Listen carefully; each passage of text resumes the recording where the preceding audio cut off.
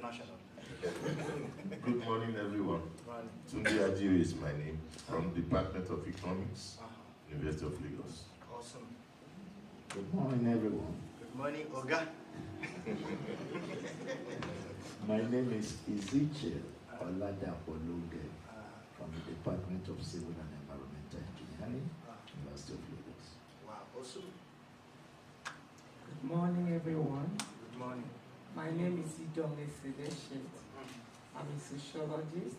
I teach at the Department of Sociology, University of Lagos, and I'm particularly focused on gender and development. Gender and development. That's key important part of S in ESG or S in ECA. Proceed. Good morning, everyone. Good morning. My name is Asikia Karibi-White. I'm the subdean of the Faculty of Law, and I'm a law and development person. Thank you. Thank you so much. Thank you. As you are aware that this training we involve it with out and about, but we might have a bit of tight schedule because of the maybe 1 or 2, 3 demands out of there. But even on tight schedule, Professor, we will try to squeeze in a time to out and about, even on the tight schedule. So I know there is a schedule that is tight, but we'll try. In the course of the week, we'll try and see out and about of Nairobi, isn't it? If we have time, we might go outside of Nairobi, but we'll see. Our schedule will tell us, isn't it? We'll try to squeeze Dr. Charles and Professor James. You try to squeeze them a bit to make sure they create that time. They create time, I create the means. Isn't it? They create time, I create the means. Isn't it? You try to squeeze them, you pitch them there and there. So for now, I think the program is ready. We are ready to start. We are here. If you need anything, any assistance from us, let us know. I'm here, Charles is here, Mercy is there. And also, if you ask one of these camera guys to call me wherever I am, they will get me. Actually, let me just a brief something. Being a teacher, I'm also in the field of psychology. My field is psychology. And also I've touched on social psychology part of it a lot. So being in that field, once upon a time, I was doing videography, graphics design, and all that. And I trained these gentlemen, and they're even better than me. They are better than me. You see, that's how the professors are. You train people, you train a doctor, he becomes better than you.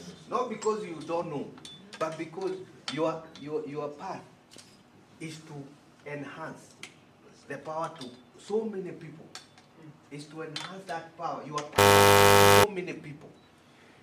You have one power which is so strong that can be shared with a lot of people. So when you are a professor, no, your channel is to channel powers to others.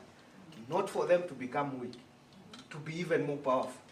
And when you meet them, it's not to show them that, oh, you know I'm the one who, no. You tell them, be even better. You are not even better. You think you're better? Be even better than that, so that they can learn more.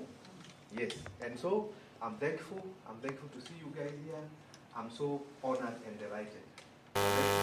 Enjoy the moment, any moment. I know we'll be out. I think when you are still going on with the training, get a cup of tea and drink when you are seated. It is there.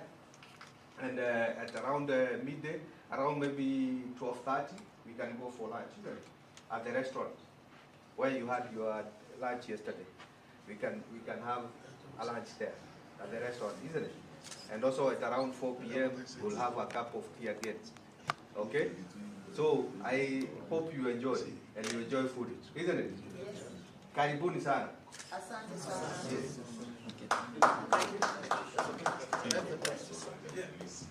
Thank you, our referent socials, psychologists. Colleagues, what's going to happen throughout our 4 or 5 days here is different from what has been happening for those who have been here with me for one program or the other. Why are we really here? Like I told the Vice Chancellor, to bring team of my faculty to be together. And if Mr. Logan is here, we'll say, need a meeting. This is one of the way of creating that meeting. If you are sending bodies out on this project here, that would be an error for me. But I thought there's a single person here who is not playing one role or the other. And what I do at the center is an error. Please, if you are the one, please alert me. So I can arrange your ticket to go back. Yes, thank you. No, don't worry. I'm serious. What is essence? Many of you have heard about procurement, environmental and social standards. My own experience with almost everybody except few, we don't seem to understand well. We're just doing what we are supposed to do. Or because I'm a professor of chemistry, I'm teaching chemistry, I'm doing sociology, I teach them sociology, and find a way of tweaking it somehow. No. Environmental standard is totally different from environmental management. It's different from environmental engineering. So also it's not environmental science. Social standard is not social work, neither is it sociology, but they combine both. Procurement is a common word, which many of us actually didn't dwell in at all. By virtue of your training from your primary up to whatever you call it, whether your PhD or professor, we are holding. And I told the Vice Chancellor, this is one of the ways for me to bring my people together to really understand what we are really doing. And I'm saying it because sometimes we give project topics that are not in any way related to the core of what we are doing. So I won't teach by virtue of what you just see and just teach that. How do I distinguish a social standard student from a sociology student or social worker? How do I distinguish environmental standard students from those who are doing environmental management, environmental chemistry, and so on? I asked you to introduce them briefly. Alani Rose we know, Olucheyi we know, Professor Lunge we know, and others. In the Department of Federal Ministry of Environment, where we get license to practice environmental impact assessment, management impact assessment, there are rules that guide it. This is where the standard actually comes from. Not just analysis of the chemistry and so on. What are those standards? Who are those who will be in charge tomorrow? As of today, many of us don't find ourselves there. I did chemistry, I find myself there, then you start practicing. I did chemistry, I find myself there, I start doing it. I did economics, I find myself there. The one who actually give authority and the one you actually training today. Those environmental standards would not be the core person who actually walk about the standard. What's necessary? National environmental standards. How many of you have degree in that area? What do they mean? So anybody find themselves there, I'm a zoology, I'm a psychology, I'm a this, and I'm an expert in this area. Some people say I'm toxicology. Whereas they are not medical. They are not in chemistry to even know the toxic level of it too. Because that's what we find ourselves practicing. So the essence of our coming together, stars and man, for us to actually have real understanding of where we are together. It's not the lecture itself, like I said from day one. Any of you could lead any of this lecture more than what we were going to do here. But we need to see how do we connect environmental and social standard, particularly with procurement, which is mentioned earlier. That if you have any projects, developmental project in particular, say road construction, building work, dam, reservoir, power system, where do I come in? Where do you come in? Where will yourself become useful as an expert? And any of you could remember, there's none of you that was given a cover for what we are doing. We're not DLI, neither are we foundation school. That's why when you teach, they pay you. Unfortunately, I didn't do that, and I will not do it. Because otherwise, it will not be sustainable. Because when the program or the project I'm running, with the support we are getting, finishes, how do you run the program? So that's one of the reasons why we are together. We need to have that understanding. And I'm sorry, I'm a little bit hot. It's only those who show interest on their own. Many have on their own drop out. And as they drop out, I was sharing with nobody and become the happiest person. There's no point in lamenting or grumbling behind.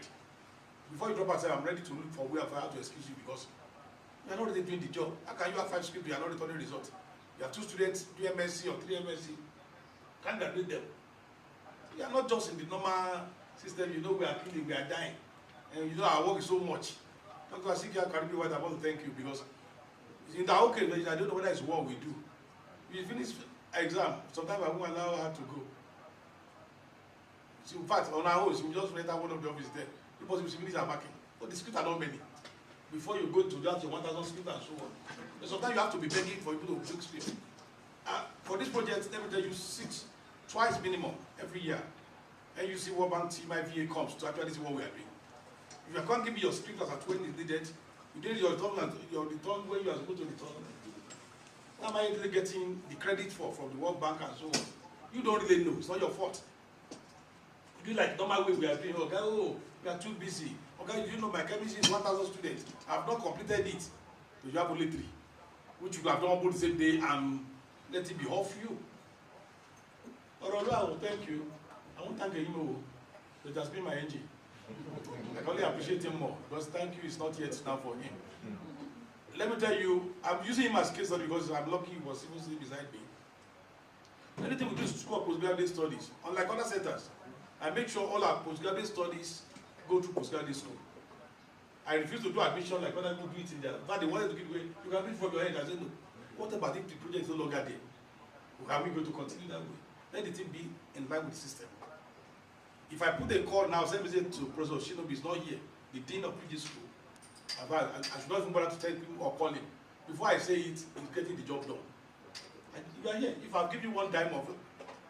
In fact, this is the first time he's traveling with us. Have you? Or have you come before? That's what you miss. Okay, so we came with management, managers. Okay. You see? Because I've come with different groups. Let me say, all the VCs, Vice Chancellor, the directors of different centers or bodies of university, those we felt could support the university system, support the Vice Chancellor to succeed in what they are doing. Not like leadership and so on. Some things were taken. But their problem is when they get back, they are able to actually change any narrative. We are still doing the normal thing we are doing. Some we won't complain. I remember sometimes somebody go, Prof, that money given to us was too small. Unfortunately for me, or unfortunately, me, I know this and a lot of you know. The somebody was beside me, who was also my uncle. I hear the professor openly there, just in the room over there. I don't know whether Professor was there that time, no. Say, man, how much your ticket cost to come here? Can you tell me the contribution of that to get that ticket first? I don't know the room all of you are staying. I don't know how many of you on your own. You personally are trying to take a room of that on your own purse. No, you know, I have to say it. Because one will give it to you, will fly you, will feed you, you are telling him the allowance they gave you is too small. And I say, it's not your fault. Now, VC put your name. And I will report back to VC, and I told the VC. They will call the attention of that person. His brother is also retiring soonest. Not you, Prof. Not you, also. I'm telling you.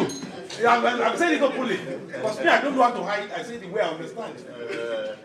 Not if you think it's a benefit for university to you, not for my own project too. Your own is to actually support the person to succeed in what I'm giving to you as a club chair, whatever you are chairing. So please, I'm sorry, I'm talking too much on this. We are not doing this. We are not doing this to actually hype you or give you. It's because you have worked without being paid. We are being paid for, like your normal cost for your department, and you continue to lament the salary is poor. No, we don't get salary here, but we get all the opportunity. I go for conference. Boji, sometimes where is he? Before he says he didn't see me.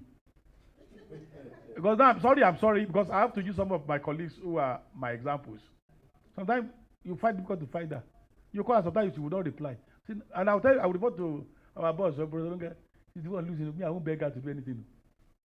But this time around, she's born again, not born again now. last it was about the last week, and this one was like a magic, Moji.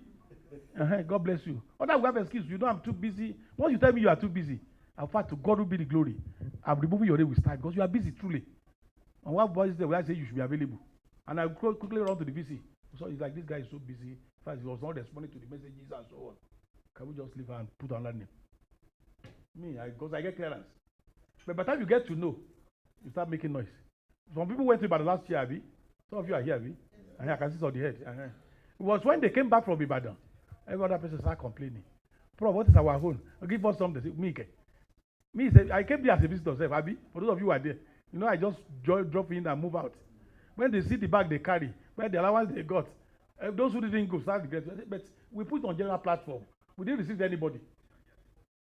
But people, some didn't reply. Some say they are too busy. So I want to appeal to you. In the program we are doing, please just make yourself available naturally. If it's not possible for you to do, just on your own. Because I don't want anybody to break that. If anybody drop dead, the job will continue. HOD, you have so much load. Director, you have so much. This man, Orolu, so much load. I was in the meeting, I think I'm with us, when somebody was complaining about the Adewale, not our own, the former one who passed on. They were not complaining about our Adewale, that he was not responding to them adequately and so on. Say, oh, this guy is a lecturer like you, sir, prof. As you are teaching, is also teaching. And he still carry load, all of you. You need to refer back to him or the Amuda, director CITS, our result, our this and so on. And somebody is calling bitterly. See if they drop dead, like Adewale drop. The second time, when the children want to pay, it's no longer staff children. So please, let's know what we are doing. And let's respect ourselves for who we are. For me, I respect everybody without you knowing. I know what load you are carrying. I know this man, in his own case, as the other stubborn person, it's not no same message to him. It's on the, but I can go and sleep. He will do the job. He has finished his own lecture for undergraduates. Let me tell you people. Whereas some of you have not even started, you don't even know where to start. This man has finished. Because we are sharing lecture.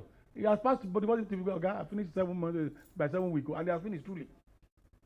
Where some of us have not even started. Because the member system.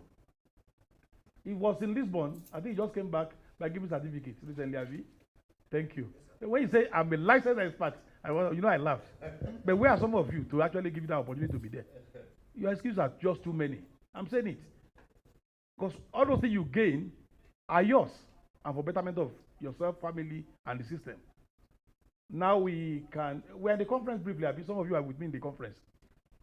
At least in that same conference, I got 1 or 2 jobs from the European group and so on. We invited me for another project. Where will it be your own turn? When will somebody call you? What will you demonstrate? You say, yes, can we invite this man to do that? And one thing I hate is when you want to bring interest, personal interest into the assignment you are doing. Once I notice that one, if I have my way, I will remove you. I'm sorry. I mean, it's not personal because somebody said my cousin or my brother, you want to be acting it. That's a way I will actually draw line. Because this thing belongs to all, equity. Give everybody the same opportunity, the same window. On their own, they will reject themselves. So here we are going to do these lectures because we want to be able to teach procurement very well later, environmental standard very well later, bring case study. Amos was telling us earlier, maybe a little bit tight. Yes, it's very correct.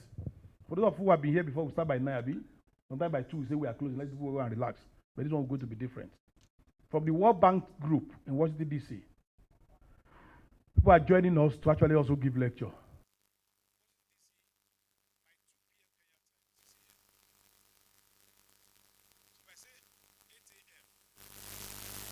Almost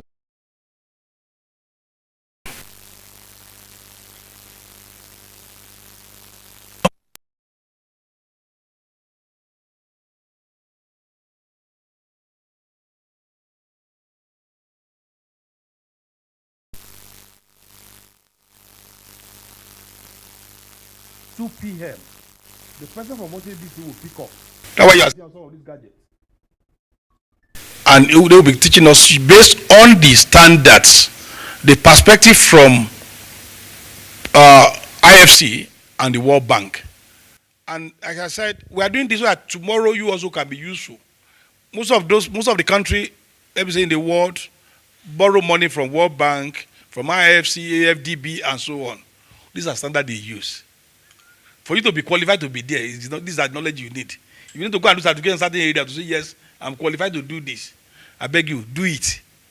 Me, I say with all honor, I know they do lamentation, no. Now, grace, I dey enjoy. Salary, no, not enough, no concern me. Because if God has opened the grace for me somewhere, and they invite me, somebody give me $2,000 for 1 week assignment, it's not more than Professor Lunge's salary. Even though it's at the bar. I'm also at the bar, but it doesn't take anybody to anywhere any longer. So please let us open our mind, be free. It's not play environment, we work together. Like I told my brother, you have a responsibility and assignment. I've not really discussed with you. I want you to take over environmental standard for me. It's Adisalu and Co. And you must understand it better. You can do your zoology and so on. I'm not against you. Get promotion, become professor. I'm happy with you. But that one, I would launch you to the real world to chop and clean. your mouth without leakage, I think I will support you. Me as a person, God granting me. But if you are lazy about it, me, I will leave you to be doing your sociology, geology you are doing. Toxicology. Thank you. God bless you, sir. So how many chairs do we have in this room now? Chairs do we have in this room? Do I ask you to raise up your hand? Because just to be sure that we listen to our names. Thank you. So we can start our lecture, sir. Thank you. Why can't you? Do you clap in your country? Okay. I don't want to ask something that never happens in your country. Awesome. If you clap for me now. Okay. That's awesome. That's wonderful introduction. I resigned from a former job 2016. I was working in Equity Bank, and I was the credit manager. And that's when I learned a lot of World Bank requirement when lending comes to place. I left so that I may join what I'm doing today. Yeah, because that's where money is. Sorry, no, they can't hear online. Those in the US can't hear you. Your mic is off. It is, yeah. No, that you put your mic on. If your mic is on, they will hear you. This mic? Yes, if it's on. Hello, can you hear me now? Can you hear? Hello? Hello, can you hear me? I don't know who can test that for me. No, I can't. Online. So can you hear me now? I'm struggling to hear you. Let's go back to the system. Is your mic off? Here, I had put my mic off here. So that to be on. Okay. Awesome. Thank you. Okay, hear, sir. Hello. So I was saying that I left Equity Bank, one of the biggest bank in the country, so that I can come and do these two elements, this one and this one.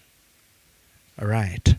And all of you, when I've listened to you, if you're in Kenya, I'll be including you when I have a consultancy, because I need a quantity surveyor to do me BOQ for me to understand the project cost.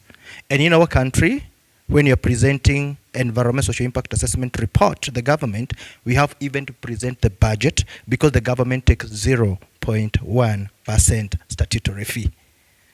So it becomes very important to me. The toxicologist, where are you? The guy that's doing you're the one? Environmental, who is that, does that environmental chemist and all these things? You're the one. When I'm doing now environmental auditing, I take a lot of water sample, soil sample, take them to the lab. They do for me that toxicology thing. Me is to interpret. You is to do that work. So I require you. Economist, where are you? Great. When we are doing a RAP, resettlement action plan, we need to do quantification of all that, including the sociologist, where are you?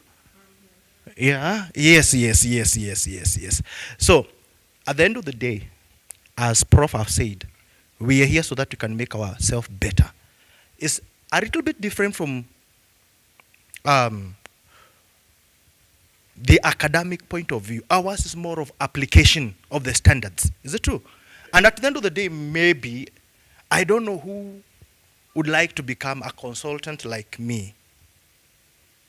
Because other than just teaching and lecturing this, it can also add you some few coin if you become a consultant. Is that true?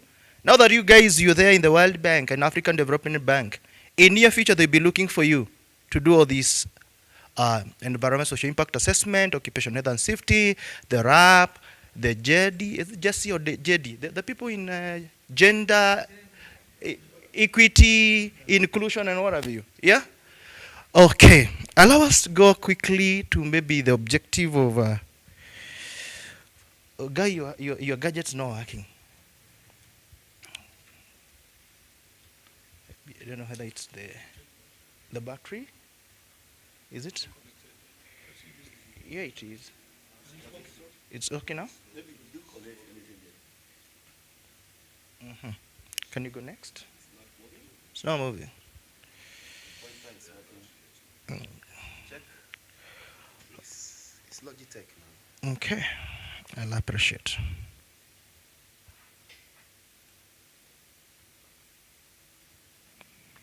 You want me to move manually? Okay, it's okay now. Thank you. Thank you. Awesome. There are so many connections in my slides, but that's okay. When I was thinking about this training, these are some of the training objectives that you were able to come up with. Number one, we are here to enhance yourself to understand of the procurement processes aligned with environmental and social standards. We will discuss that one at length. Then you're going to see how we can be able to build capacity in integrating sustainability into procurement and project management, a little bit about this. Then to strengthen the compliance with international and national regulatory framework, World Bank, African Development Bank, and the rest. Then to provide practical tools for auditing, monitoring, and reporting. We'll be talking about something like environmental auditing, occupational auditing, and so on and so forth.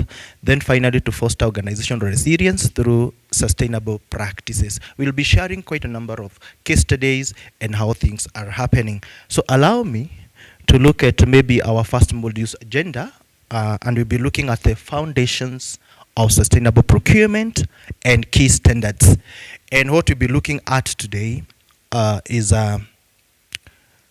procurement shift from the cost to value. We'll be looking at that. Then you're going to look at the core concepts like sustainability, green, social responsibility, and ESG, which is environmental social governance. Then you're going to look at some of the key standards from the World Bank as well as from the International Finance Corporation, Equita Principle, and so on and so forth. So maybe because of time factor, we all understand about procurement. Procurement is just about who will provide services and goods to our organization, to our program, to our project. Is it true? It's about acquiring. But now, how we acquire this plays a big role. And traditionally, when we were doing procurement, we were just looking at who will offer at the lowest cost, who is the most efficient, and who is complying. And every time when I am doing a tender, I'm very sensitive about the budget. And sometimes when they're doing the evaluation, there's a certain percentage that is weighed against the budget. But now, when we're looking currently on what has brought us here, we want to shift a little bit from the traditional way of doing procurement into a modern way of doing it. And looking from the current way of doing it or the modern way of doing it, we are talking about a strategic driver of sustainability when it comes to the procurement. We are talking about innovation and also the social impact. When we talk about sustainability, we're going to be talking more of environmental issues. How can we come up with the innovation so that we can be able to reduce the impact that can result from the processes of procurement, and how we can be able to check on the issues to do with the social impact. And therefore, we'll be talking more of environmental and social issues when it comes to current sustainable procurement. Look, for example, the illustration that I'm having here. In your country's Public Procurement Act, it emphasizes a lot on transparency. Why the transparency is very important? Because we would like to know if, for example, we are procuring cement from your organization, what is the process that cement has gone through before it reaches me in terms of production? During production, what's the carbon footprint? What are the people working in that organization? What is the issue to do with ethics, like governance, like composition of the CEOs on whoever is the top there, the issue to do with corruption and everything. Because at the end of the day, by the time you get that product at your workplace, it has gone through a certain process. Then it's about us to ask ourselves, in each and every process of that product, what the impact it has on the environment or the impact it has on the people. That's very key and very, very important. And therefore, this aspect of transparency plays a very big role. In a regional component, in African Union Agenda 2063 promotes sustainable development. Of course, we're all talking about the sustainable goal, and everything is geared towards sustainable development. And therefore, you're asking yourself, how can we bend the issues of procurement to ensure that we get there? And internationally, the United Nations agencies are requesting that we integrate sustainability clauses in all the tenders that we are doing. And I believe some of you prepares the tender. Is it true? The tender document? I don't know. By the way, are you more in teaching or in practical doing?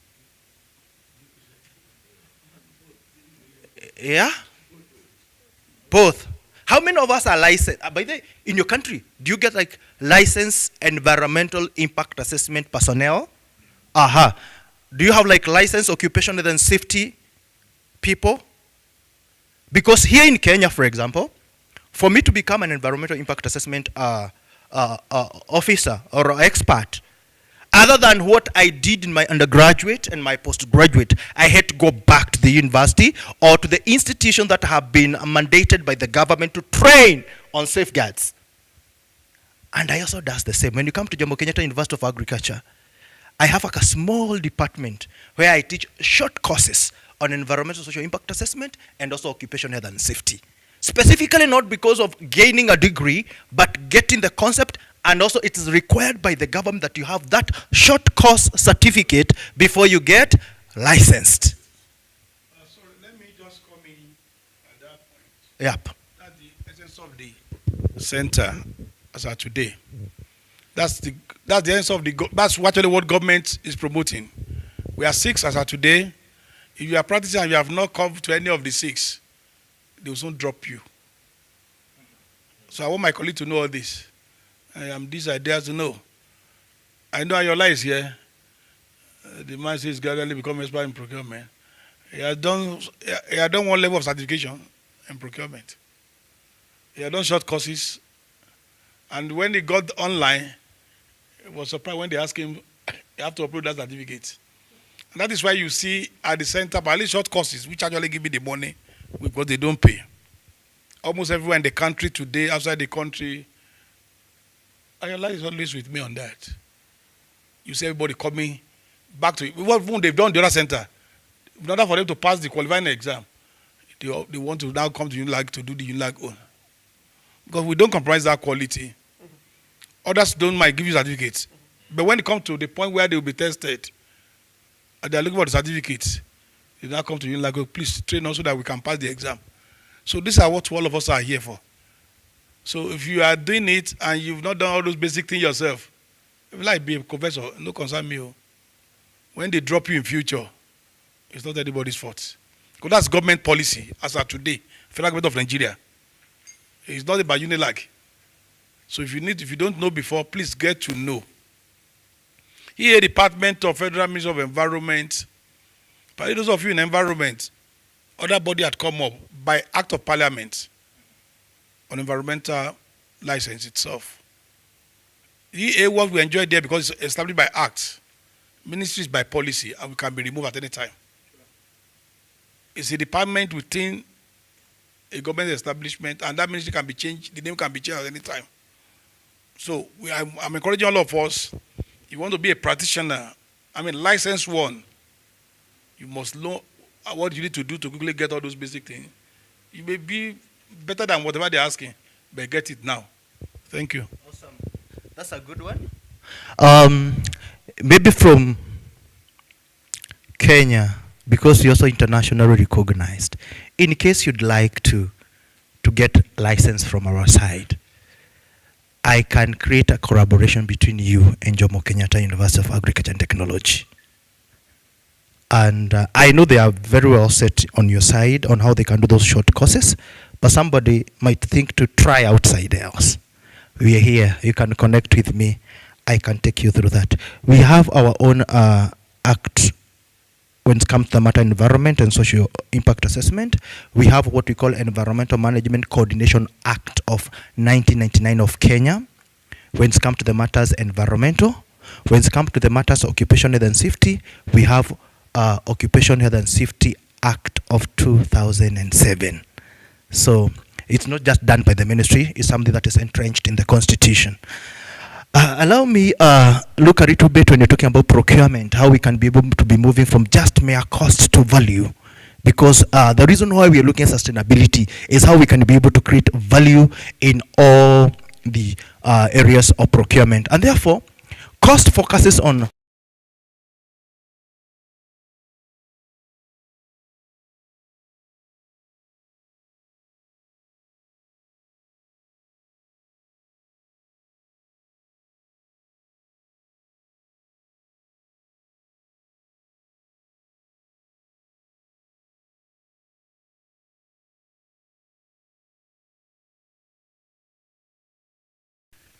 so we really and the life.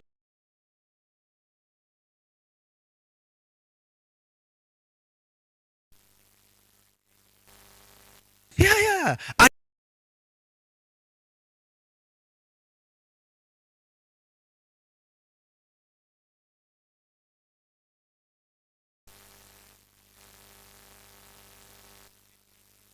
can you be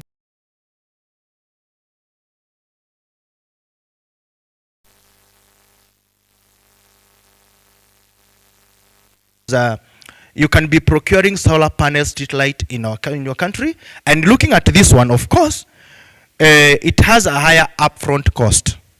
When you're buying the panel, putting the control panel, and the wiring and everything can be initially at high cost. But in long term, you do save a lot, and also you reduce emission.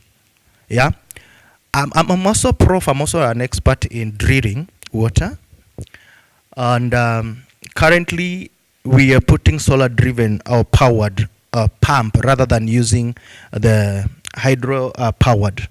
And the reason is that it has been tested to be sustainable and also to be a clean energy. Of course, the capital to do it is a little bit expensive, but at the long run, we save a lot. Why is procurement is a change agency when it comes to sustainability? Because it's also good to ask ourselves, why do you want to put a lot of effort on procurement in matters sustainability? We are saying procurement shapes supply chains by demanding sustainable practices. That's the reason why, for example, if I'm procuring product from your organization, I want to come and see what are the carbon footprint you cause by producing that product. How do you treat your employee? How is the governance? Who make decisions? Because if you don't make the decision concerning sustainability, there will not be allocation of resources for matters to do with sustainability. Therefore, supply chains demand sustainable practices. Then the other thing is that it encourages suppliers to innovate. And this comes by encouraging coming up with eco-friendly packaging. You people, when you came to our country, did you see any polythene paper lying around here? A few years ago, it was chaotic. Immediately you land into the airport, you'll confuse the birds and with the papers in the air. You could tell what's the bird, which birds are on the papers, because they were flying all over. But our government, when realized that this is a menace, we stopped production of the polythene bags. And now we encourage the innovators to come up with eco-friendly, biodegradable materials. Is it true? So that's also very, very important. The other thing is coming up with the renewable energy. We also want to know that the companies that are producing the good that you're buying from them, they are also maybe making use of the solar or any other form of renewable energy. In our country, we are lucky enough. We are using the wind energy, hydroelectric energy, and also we are using the geothermal energy. Very soon, the government's planning on how to make use of nuclear energy. The questions about us environmentalists to ask ourselves, how safe are we? You know? Because, you know, our neighbors are the Somalis. You know? And sometimes these guys can decide to do anything weird anytime. All right? But we are praying that wherever the plant will be located, we'll be safe. But it can be a target. Is it true? So we are working on that. The other reason why procurement is a change agency is that it's built trust with the community and stakeholders. I'll be giving you a case study of a big organization around where I live called Kakuzi. Kakuzi is an agricultural farm that does production of avocados. I don't know if there's avocados in Nigeria. Pineapples, and also the rare animals. I'll give you a story of something that happened between the community and them that made the world to stop buying from Kakuzi. Are you together? You remind me once we get there. So it's very, very important.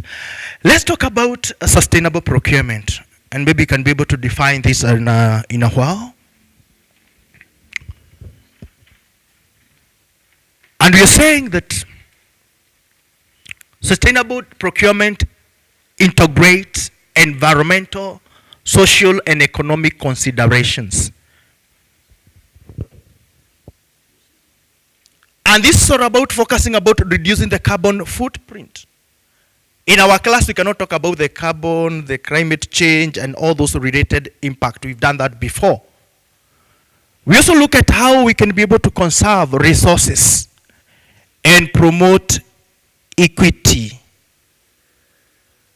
What's the difference between equity and equality?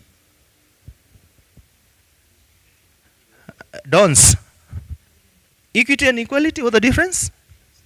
Because sometimes we say equality, sometimes we say equity. What's the difference?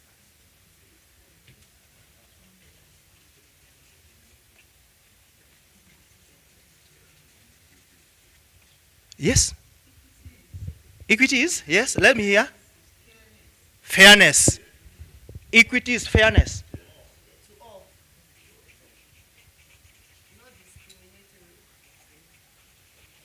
What about equality? Sorry? You are repeating the same word.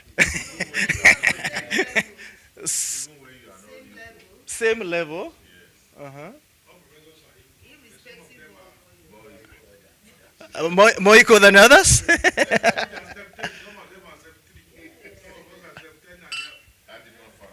Okay. Assume there are some two guys here. I'm not very good in drawing. Kindly forgive me. Assume there are two guys here and they want to watch something that is placed here. This guy can just, but this one guy cannot be able to see that because he or she is short. Assume you give them equal treatment. This guy, equality will not allow him. See, is it true? But equity is whereby maybe we provide another platform for this guy so that now he can go up and see like the other one. Is it true? That's good. So you see the difference between the equity and equality. That's very, very important. Actually, when we are looking at sustainable procurement, we also want to ensure that we put in the aspect of equity because it's also very, very important, right? So when you talk about sustainable procurement, I have said, we are looking at the society, we are looking at the environment, we are looking at the economy. On the society, we are looking on the aspect of health and safety. And that's why occupational health and safety comes in handy. Yes. Uh-huh.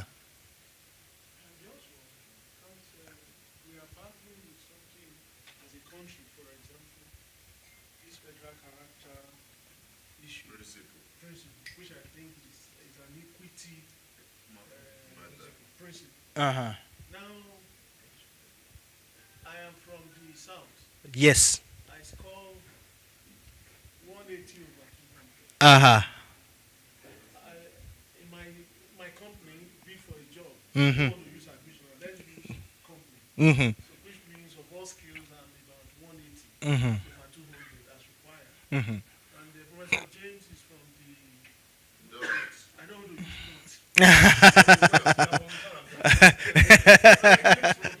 Oh, he is from the middle. Yes. Yes. And it's called 140. Uh-huh. The concept of equity demands that, and this one is from the north. Yes. It's called 120. 190. Yes. And you need two people for balance. Okay, maybe let's just do that. So at the end of the day, the guy who scored 140, you gave him the job.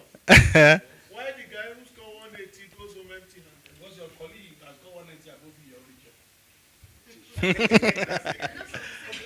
Sorry, let me. I know it's an issue of policy here. Like to what he said. Yes. And I'll tell you on this project in particular. Before we actually win at the center for University of Lagos, if it's national, almost all the universities in the southwest, we have been the world. But the rule says there must be one in each political zone. So competition has become the western, by virtue of your religion. But the scale was used to measure everybody. So when you are scoring 180 here, you are number 1 over 200. Maybe not score 175, another person score 170, and so on. In the other region, the highest score 120. It becomes the first there. Yes. Definitely, yes. 140 here cannot even, or 120 cannot even, or 140 here cannot even get anything. So when it comes to equity in particular, early selection, that would be the guiding rule. Yeah. When it comes to procurement, which you're actually referring to, no. In procurement, the scale will be given. And it will be the same scale for everybody. Yes. Same scale. For procurement is equality, not equity. No. It is the same scale, the same yardstick will be given to you. Yeah. Now, is your company registered? Yes. Do you have license to practice? Yes or no? Yes or no? Do you have academic qualification to this level? Yes or no? You're a PhD holder, I'm a PhD holder, I'm a PhD holder. I'm not equal on that level. You are. All of us can drive, yes sir. Your driver's license still Valid. alive or has expired? Yours has expired, mine is alive. Does it stop you from being able to drive? No. But you have no license to practice. I have license to practice. I'll get the job. You will not get any longer. But it's on the same scale. So when it comes to the procurement itself, that's whenever it's public procurement, that rule will be the same for everybody. You're from the north, south, and so on. That one will not bring to idea of the equity of give everybody the same no. And regional consideration, no. On federal character will not come. But the law is there. No, it was referring to the law to this earlier. Is that law that becomes the standard? Yeah. And I'm happy we are raising this. You must know the standard that guide what you are doing. When the standard is subject of your political zone, you must know, and you work towards that. When the standard is national, it is the same. Your admission, you have less advanced state. You have quota system for your state in the catchment area. What is equity in that one? That's the political zone, federal character, and so on. When somebody who score higher cannot get it because from my state. And somebody from your state, now you know they read again now. They are doing business. It's called low and they say, oh, the cutoff is now 72. General merit, but for your state it's now 64. Whereas my catchment in my own is 70. So all those scores 64 cannot come, 65 they cannot come in. So it's just a part of that balance, that federal character in activity. But when it comes to procurement, like when you talk about sustainable procurement, and I'm happy with these three things, you know that society remains zero standard, actually zero standard. You're right. It is the environmental standard. And in the zero standard, where you see that allusion involved in settlement, that's what we call it equality and inclusion, self-empowerment and learning. That's why you come labor and condition. Professor Akwale, the community health and safety is the first one. Yeah. By the time you get to the standard, you see all those things stand alone as standard. Sure. But not many of us know this thing. Just find out where you are doing it. Thank you. Please just go ahead. Thank you. Yes. You're right. Procurement is still of equal equity. Yeah, that is where I'm having concern here. They promote equity. Equity is what provide. I want to. That's equity now. Yeah, that's equity. Procurement is not about equality. Yes, it's equity. The same rule. Because fairness and just. No, it's fairness, transparency, openness, fairness, competitiveness, Yes. equity. That's the way law put it.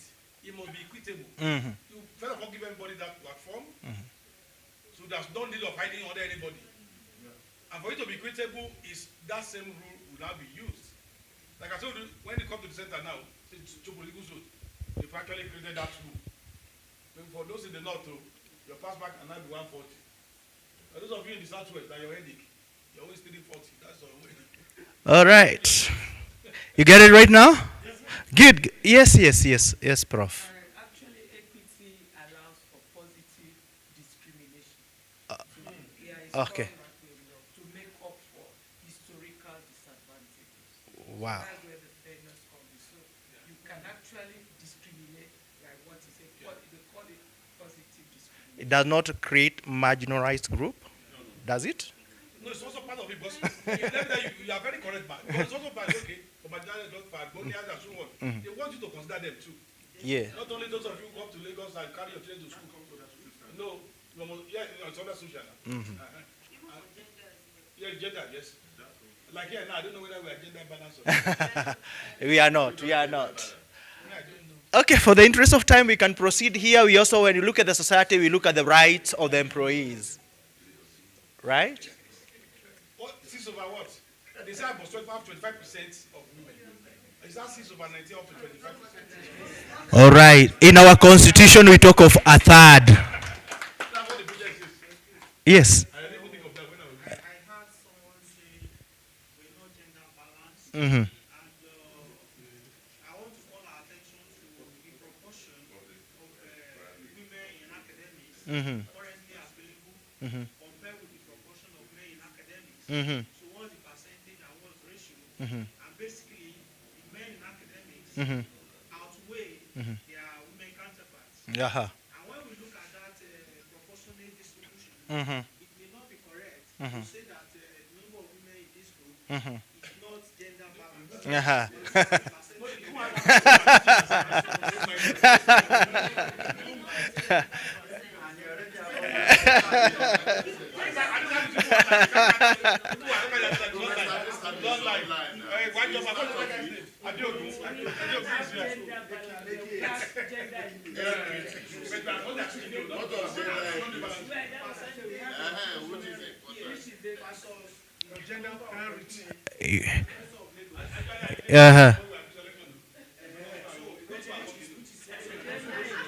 His point is very valid. You should revisit that one. Good. We're also looking at the self-empowerment and learning when it comes to our socio aspect of our procurement or sustainable procurement. Like now what you're doing here, we're just upscaling ourselves. We're training ourselves to become better. Is it true? And thank you because of that. Then we have diversity and also equality and inclusion. Diversity in terms of gender, diversity in terms of maybe our academic areas or disciplines. It's very, very important to ensure that each and every person is included. Remember, when it comes about sustainability, or when you talk about sustainability procurement, it's not just one group or one idea or one person. It's about our collective agreement or efforts. That's very, very important. Then when we look at environment as an aspect or component of sustainable procurement, we look at the circular resources, or the resources that can be recycled, that can be reused, that can be reduced, that can also be upscaled, or that can also be repurposed. Yeah, very, very important to look at that. Yeah, not just a matter of I don't know whether the Coca-Cola company is in Nigeria. I used to love it initially when we used to make use of glass bottles. Wait until they brought the plastic. Big problem. Yeah, because this can be reused many times. During the Christmas time, we used to be very happy because our daddy would come with a crate of soda. But he'll tell us, I've left some deposit at the depot. Because in case we don't return, you understand? But once you're given a plastic one, you make use of it, then you kick it out of you. Yeah. Actually, we have a very good recycling plant at Jomo Kenyatta University of Agriculture.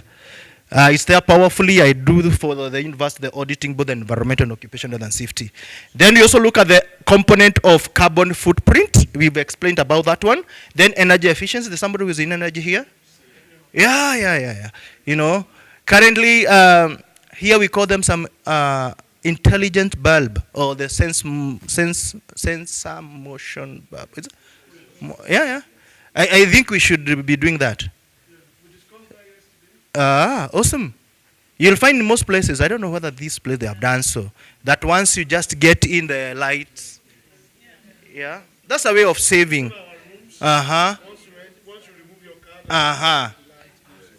So we are doing better on that line. Is that true? Is that what you're doing back in Lagos? Yeah. Are you doing that in your offices?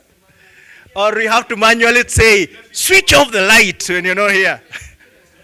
Okay. Excuse me, one of the things we discussed yesterday was sustainability.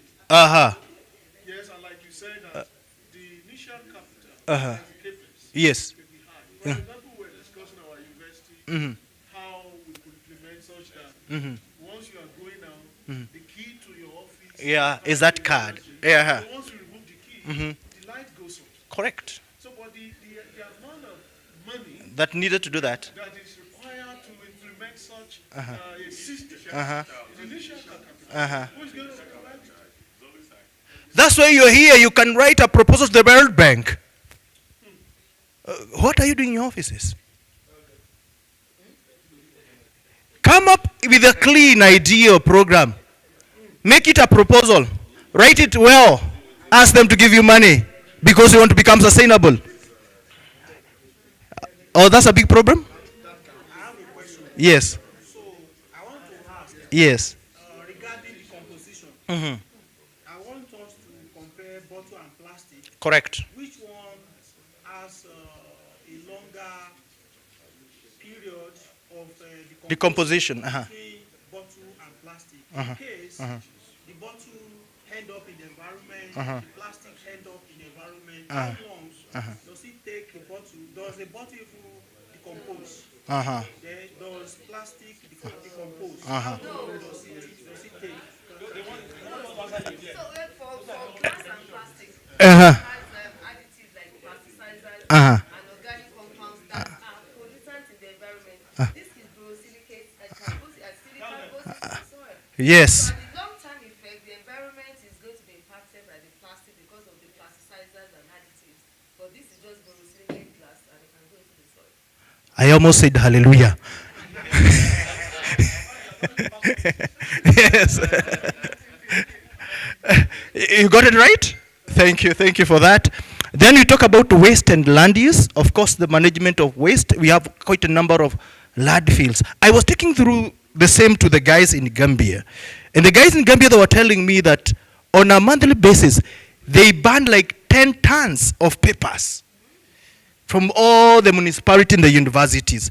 Then I asked them, this is money you're burning. If it weren't for the distance, I would be going to collect all the paper waste to our country. But the distance is a big thing. Then the other issue is about hazardous material. In our country, our government is telling us to remove all the asbestos roofings. I don't know whether it's happening in your country. Yeah, because they are carcinogenic. Asbestos, all right? But initially, this is what our colonial government used to roof with. Like in each and every government institution, the hospitals, the schools, they are roofed using the asbestos roofing.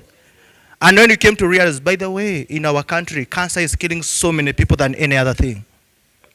I don't know whether cancer is a menace in your country. It's everywhere. And actually, we found, the carcinogenic effect of the asbestos could be a contributing factor. Because we drink rainwater. Exactly. Whereas when I come to people, I tell people, as part of sustainability, let's do rainwater harvesting. Not knowing that we are harvesting poison. You understand? So it's also very important to understand the aspect of hazardous materials.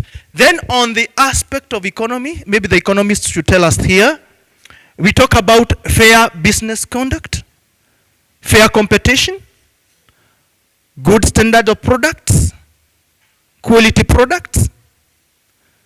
We just talked about the issue to do with the cancer here. I've seen around our agriculturists around this place, people will spray chemicals to vegetables, fruit, and every other thing to kill the insect, expecting us not to die when they consume the same. The toxicologist person tell us about the residue effect. Is it true? There's no way we can clear that poison 100%. We need to become more innovative and ask ourselves the best way out. Otherwise, we will finish ourselves. Okay, we are here to learn so many other things. The other thing is about the local economic impact, whereby whatever things you're doing, procuring, should be at the well-being of all people. In our country, there's what we call economic stimulus projects, especially as a government intervention to places that are not well developed. We go start like a trading area, or we do like currently our president is very happy doing affordable housing. If you go to each and every town, you see muslooming of flats and building up and down.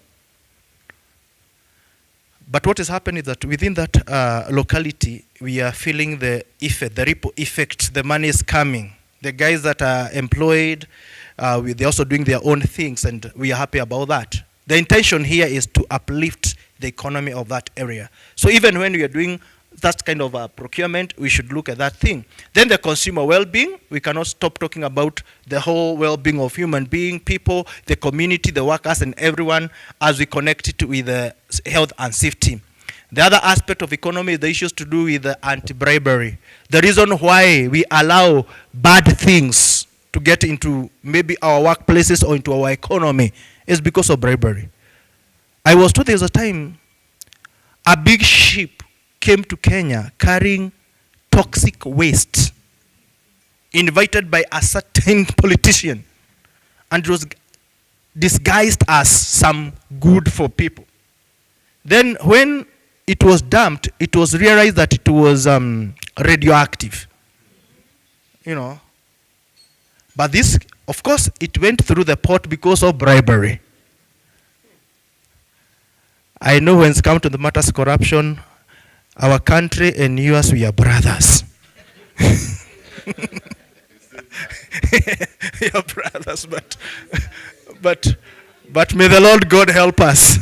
The other aspect is money laundering. We should also ensure that we are not cleaning money through procurement process. Yeah, you get pilot money, you come and take it to the economy through buying maybe some product. So when we are talking about sustainable development, we are looking specifically on the, procurement. We are looking specifically for society, environment, and economy. An example here is that in your country, the government can bring about hybrid buses for public transport. I don't know whether when you moved around our country, you've seen that you're using now EV vehicles. Wow. University, even your university, that one you're ahead of us. We are not yet in our university, but I'm happy to one of the biggest company in Kenya called the Del Monte that grows the pineapple. It carries all its staff and activity using the EV vehicles. That's a good thing. So the same case can happen to our country. Are we getting something on sustainable procurement? Awesome. Let's look and ask ourselves why a sustainable procurement matters to us. Somebody to let me know when we should be able to take tea. So there are some drivers that shapes procurement into a sustainable manner. And these drivers are the ones that makes this sustainable procurement matter to us. Number one is climate change and environmental risk.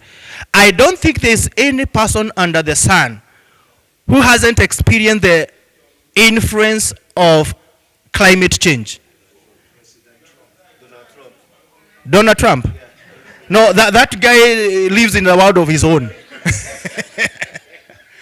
That guy lives in the world of his own. But it will hit him back. Is that what?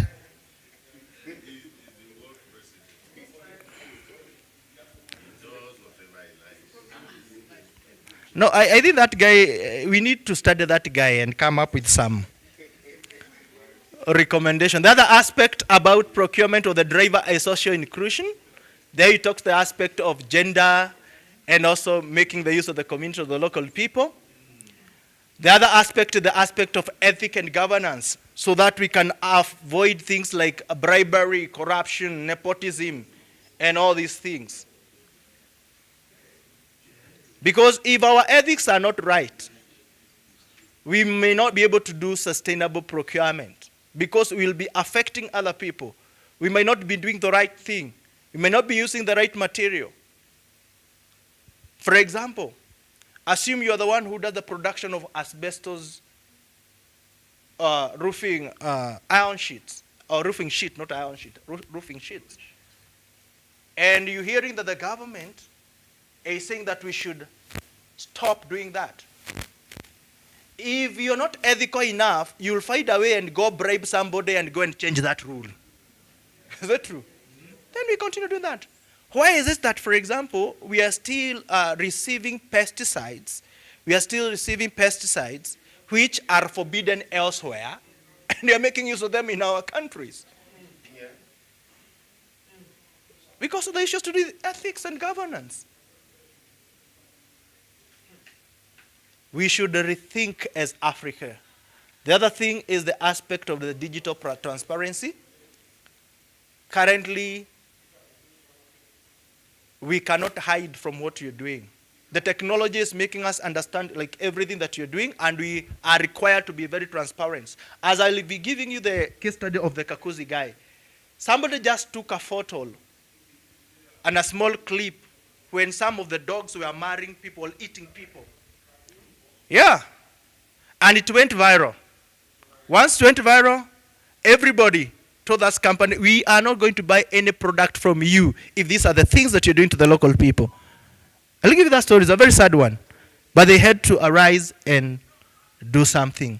The other one is commitment to national and also sustainable development goals. Everything that you're doing here, when you talk about sustainability in procurement, we just want to just ensure that we include the component of sustainable development goals in our procurement. Because at the end of the day, we want to live in a better world and also leave it better for other generations to enjoy. Is that true? So very, very important. As you be sitting in that office, I don't know the kind of the decision that you make towards procurement.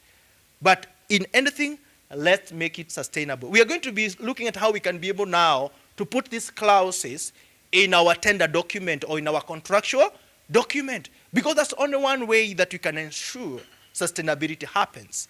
So that's very, very important. Maybe a component of sustainable procurement is what we call green procurement. You know, green procurement is whereby you are able to purchase products and services that cause minimal adverse environmental impact. And how can you do this? You can only understand this if you understand the life cycle of that product before it gets to your house or to your office or to the project site. It's good to go and check, how is it produced? Are these people using environmental and social safeguards?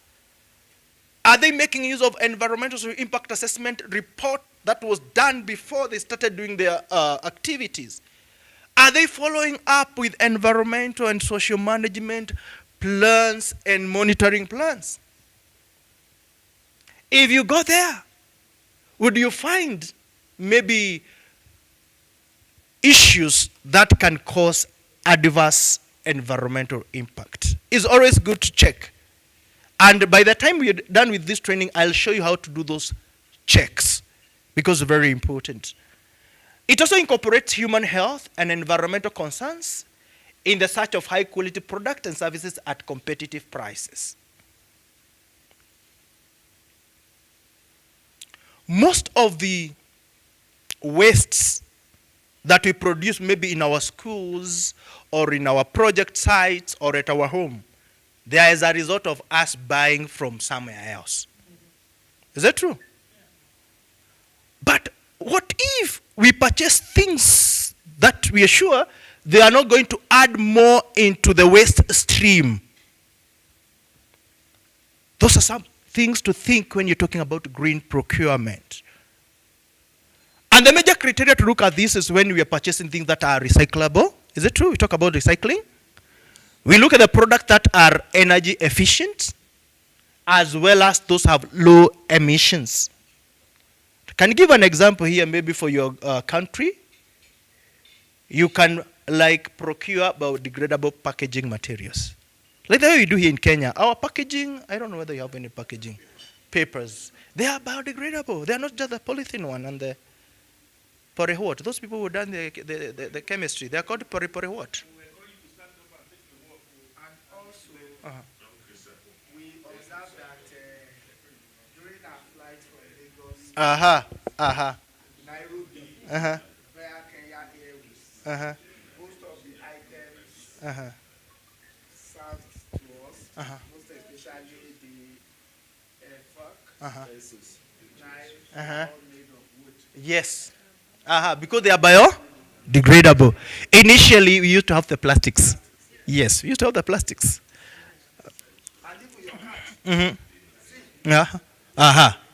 Awesome. So there's something you can learn from us. Is that true? Please, once you go back to university, once you sit down, try to come up with such kind of proposals. Wow.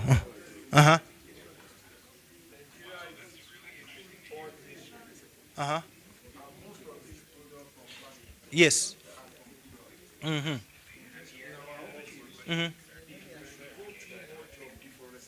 Yes. No. Okay. Somebody say something here. So what I'm saying is that the only thing we can encourage is recycling. Yes, yes. We should stay. We should go to deforestation. We are practicing.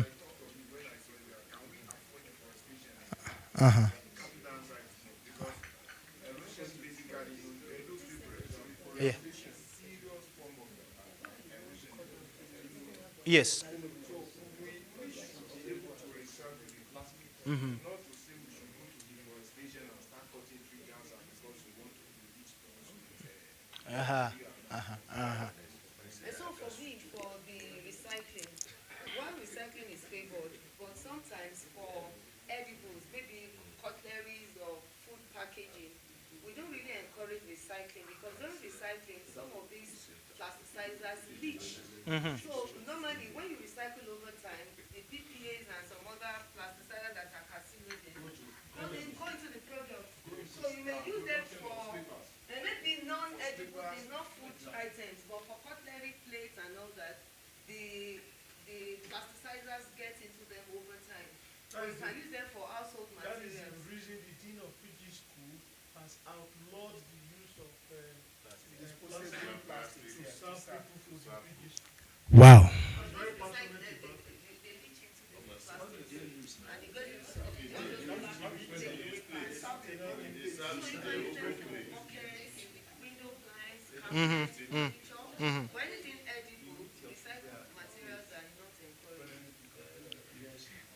Good. Kindly ask. So, Nigeria currently accommodates the largest petroleum refinery in the world. So, from experience in the Niger Delta, second largest, which one is the largest? In India. With the current expansion, In Africa. expanding currently. It has not been, it's still the second. It's projected to be the largest in the world. So let me add the word projected. Okay. So, and that has implication on impact assessment. So the question I want to ask is that with experience in the land, oil spillage, which has been a disturbing problem for several decades, now that refinery built by Dangote group of companies located in Lagos, around the Beju-Lekki Peninsula. So, is there a possibility of oil spillage in the future, and how will that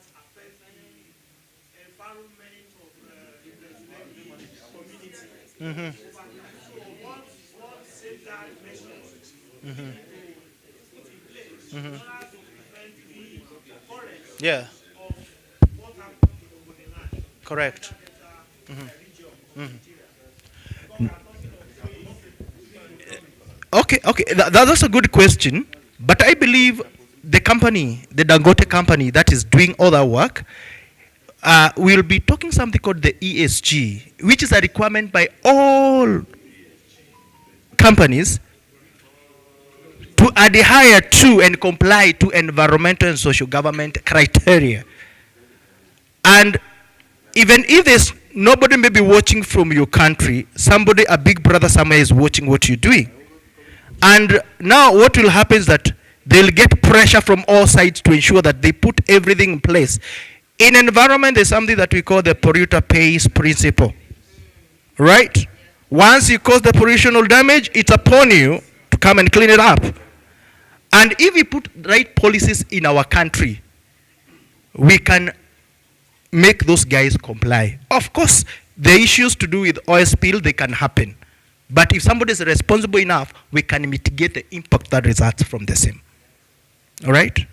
You have to say something? Sorry, before you speak on that, I'm sorry. There's great difference between refinery and exploration. Yes.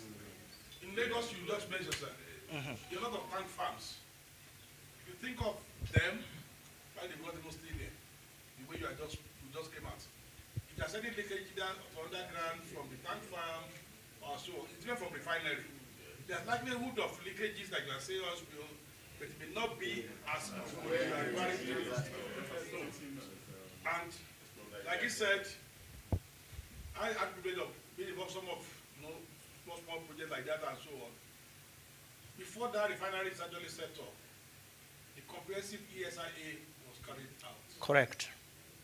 They were talking about ESMP. How do you manage those things that you find out? How do you mitigate it to allow to set it up? You came to pay polluter pay principle. If you are found guilty of that, apart from next year, ASEPA will also deal with you. Here, the Department of Environment will not spare you. Sure. So within the country, and I'm happy we are all asking this question, like I said earlier, there's a lot of people feel we know. That we assume we know. It's only when we have this type of gathering that we throw more light to ourselves and understand it better. So this is actually the real thing, and I'm happy. You may be a labor man, you may be a procurement man, you may be an engineer. This is one of the opportunities for us to actually brainstorm again and be able to refer to documents that guide such things. I mentioned Nesria. Any of you can go online, search for it. You see a lot of regulation or environmental standard. They have more than 30-something, and it's there. Nigeria, in particular. Whether they work or didn't work actively, whether they implement it is a different issue. I'm telling you, just go to Nesria and Google it now. Go and see their regulation. There's no area. Even if you sneeze, we monitor and do that. Lasepa in Lagos. I will give you an example. A church, maybe not mentioned for the fear of unknown. The sound giving became a noise to me. Alicia, you understand what I'm saying? President and co. To them, hello, you are praying. That's nothing bad.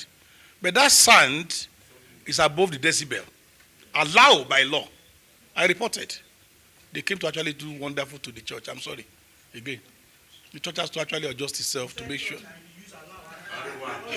What is the meaning? It's not praise the Lord. I will call they're all the same. God bless you, sir. I don't want to throw that light so that we can understand it. Okay. Thank you. I don't know whether in Nigeria, do you have land and environmental courts? Courts, yeah. Here we have specific court that deals with matters land and environment.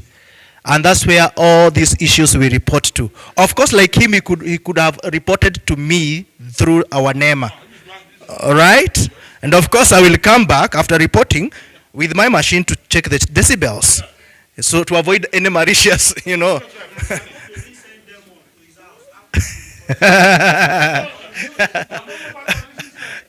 Let's talk a little bit about socially responsible procurement, then we go take tea, right? Let's look at this slide, then we go have our tea. We are talking about socially responsible procurement. Okay. I'm here now. You know, I was a teacher. And when I was a teacher, I used to cane. Kindly look at me here. Yeah. Yeah, exactly. We are talking about socially responsible procurement, and this whereby we are able to ensure fair labor. When you talk about fair labor, we're talking about the remuneration, we are talking about promotions. Those are very important. Then you talk about diversity, ensure that everybody is included, inclusion, as well as the community benefit when it comes to the matters procurement. Look at the example that I've given here. A school. Do you have school feeding program in Nigeria? So that I may not bring on my own things. You do? And is education free for primary kid in your country? Yeah. Even us, it used to be very free. But when our president started greeting your president, everything changed. So look here, ladies and gentlemen. Nigerian school feeding program sourcing from the local farmers. It ensures that community benefit, it ensures inclusion and also diversity. Look from the regional point of view. There is an organization called BBE in South Africa, whereby it has procurement policies. I am talking now. You know, from my home to this place is 2 hours drive. If you make noise, I'll go back home. Okay, we are talking about the procurement policy that upholds fair labor, diversity, inclusion, as well as communication benefit. Internationally, we are supposed to be having a fair trade certified like coffee procurement by global NGOs. In other words, we are saying that when we are procuring something like coffee, coffee is our gold here in Kenya. I don't know whether there's coffee in Nigeria. No, coffee is our best, and it goes to brand the other coffees elsewhere. So that fair trade is very important so that we ensure that all the components relating to coffee procurement, it has fair labor, diversity, inclusion, and also it benefits the community. I am one of the beneficiaries of coffee. When I was growing up, our parents were growing coffee, and actually it did us well until policies changed. And now somebody came and took over, and the coffee was rendered as one of the useless products we had. We had to uproot sometimes and plant napier grass for our cows because milk was becoming now a better product than coffee. And those are policy issues, and there's not much you can do about them. So when you talk about the socially responsible procurement, is whereby we ensure fair labor, diversity, inclusion, as well as community benefits. Any question before we go take tea? I want to include one example. In Nigeria, in 2010, under Goodluck Jonathan administration, so the government formulated the policy on local content for dairy companies by mandating them to source 10% of their raw materials locally. And that policy affected Friesland Campina because Nigeria is the largest market for Friesland Campina Wampo, a Dutch dairy company in Nigeria. And before that policy was implemented, the company was importing virtually all its raw materials. Yes. So, because of that policy now, the company was forced to source raw meat locally. Unfortunately, 98% of cattle in Nigeria belongs to the Fulani. And those cattle are not traditionally reared for meat production. Yes. And the company needed meat.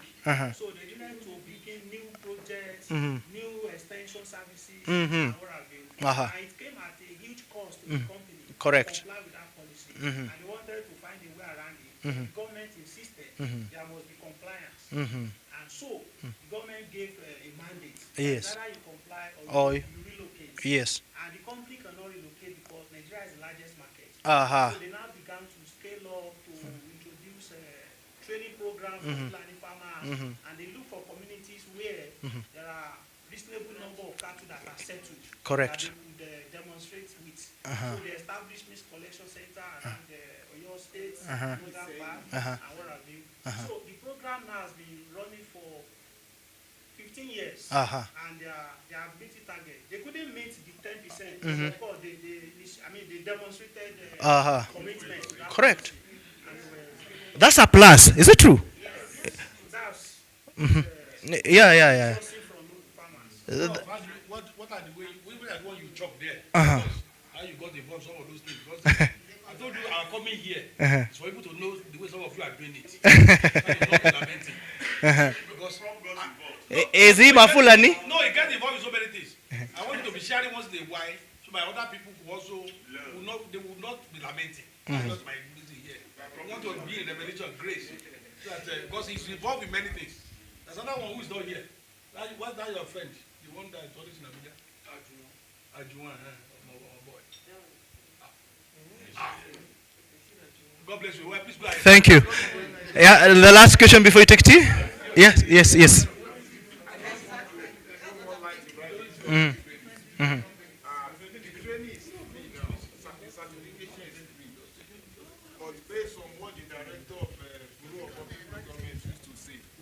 Very, very, very soon, we have to be paying for the services. If you want to become satisfied in procurement, you pay. But now they just started the thing, so they are doing it for free. The exam is not. The exam is not too hard, and it is 4 stages. The last stage is to become. So I encourage us to go and do it now. That's why I put all my energy in it and make sure that I get it, because it's cheaper. You are not paying any naira. No, nobody will. Let me tell you, nobody will pay until June 2026. Let me tell you, because I am actively involved in all. Whether environmental, whether social, and then the procurement. No, because if you understand the project itself, you know advantage you have. No, I said it in the beginning. We are just teacher. We do short courses. What is it for? Go and do it. No. Okay, we are busy. Okay, you know I'm marking. I can't join. Professor Adeo, join small. You ran away. He's here. Please go do. But he said, well, Prof, I will join you, but one thing I love him, he's ready to do the cleaning job for you. When we do the conference this month, voluntarily, say, Prof, anything you want. He went to the airport to be picking people. Wow. But that's by police, they have done their own work. God bless all of you. Thank you, guys. Let's go have a tea and we come and talk about ESG. Thank you.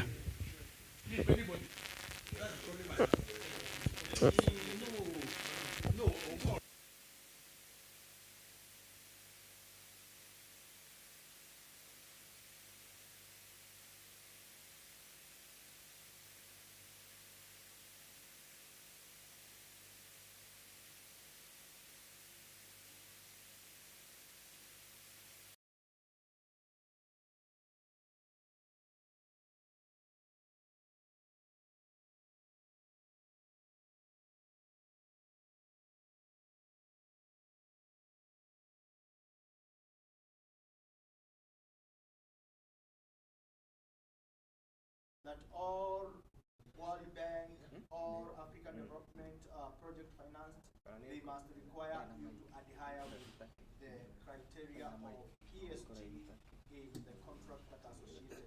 I believe this is not a new thing that you're hearing. You've heard it before. Maybe what is important is to look at why ESG matters. Number one is that it reduces reputational risk. We're going to look at it, as I told you, about the case study of Kakuzi. ESG once Well done, it attracts investors and donors. It's a requirement for all donor-funded projects to undergo ESG reporting or ESG criteria. Then it also ensures compliance with global standards. And these global standards are both the environmental and social standards that we are going even to check on them later. Maybe what I was talking about here is a company called Kakuzi. This is a company that neighbors where I come from. Some of my kins works in this company. They deals with agricultural products. They are agro industry. So they produce pineapples, avocados. They also do rearing of animals. So Kakuzi has faced significant ESG issues related to human misconduct, specifically the allegation of violence, sexual assault, and mistreatment. This was there, it was viral in the media by its security personnel. The people that were causing this trouble are their security personnel against the members of the local community. What was happening is that the watchman with their dogs, they would cause all these problems to the people who are like trying to either trespass, or sometimes because boys are boys, they will go and steal some ripe fruits. Is it true? I don't know whether the boys of Nigeria are like the boys of Kenya. Every time the boy sees something, he wants to go and try and see whether he can help himself with the same. So what was happening is that some few men decided to do that, and they released their German Shepherd dogs. And do you know what dogs can do? Of course, sometimes even when the women were caught maybe collecting firewood, because they have a very big piece of land, some of them they have forested, and the people around that area, they cook using the firewood. So they got to collect the firewood. Sometimes once they get women and ladies, they will subject them to sexual assault. So all those things were reported. And initially were allegations, which later was found to be true. So this allegation led to a high-profile UK lawsuit. You can imagine, it happened here in Kenya, but the issue was raised where? Because the UK is their major market. All right, is their major market there. So, and the subsequent changes in the company on human rights framework were done. So the key allegations were like this one, the lawsuit and settlement. In 2020, 79 Kenyan claimants alleged systematic mistreatment by Kakuzi security guards, including battery to death. Of course, that happened. Like 2 guys were killed. Issues to do with rape, and also multiple other attacks. So a group lawsuit was filed in the UK against Kakuzi's parent company, Cameria PLC. The case was settled in March 2021 for £4.6 million without admission of liability, alongside a commitment to major structural changes to operation. The legal person can understand this better than us here. And there are also issues to do with the market impact. And following a newspaper article about the abuse, major UK supermarket, including the Tesco that buys from them, Sainsbury's, and also Lidl, temporarily cut ties. Hello? They cut ties while monitoring the company's progress on improving practices. You are asking something maybe Dagote can do, maybe in case of pollution and the rest. We just require some people to check what is happening and maybe report to the right people. What did these guys do as a response? In response to the allegation and the part of the settlement, Kakuzi implemented several new policies and mechanisms to address human rights and misconduct issues, aligning with UN guiding principles on business and human rights. And even at your free time, you can also Google this one. The first time I saw a very comprehensive ESG report was from Kakuzi, right? So there are issues that we are able to come up with here. The operational grievance mechanism. Sikika is a Swahili name, meaning to be heard. Sikika, to be heard. You know, it's a program that now Kakuzi established a 2-tier grievance mechanism, whereby people can be able now to take their grievances. And this 2-tier is an independent human rights mechanism designed to handle severe human right impact and also allegation of personal injury, including sexual violence and assault. Initially, it was not there. Therefore, these things would happen and no one will report. And even if somebody report, there are no proper reporting mechanism. And an independent human rights advisory committee was also formed and was chaired by Attorney General Professor Githu Muigai. This is a very high-ranked man in Kenya. Yeah.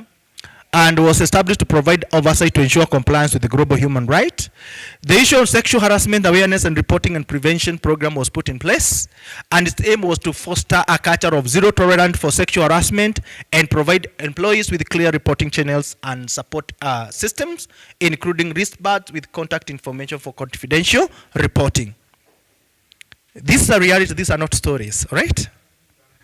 Enhanced policies were put in place. The company introduced updated human rights whistleblowing as well as anti-slavery policies, emphasizing commitment for fair employment practices, health and safety, as well as respect for the local community.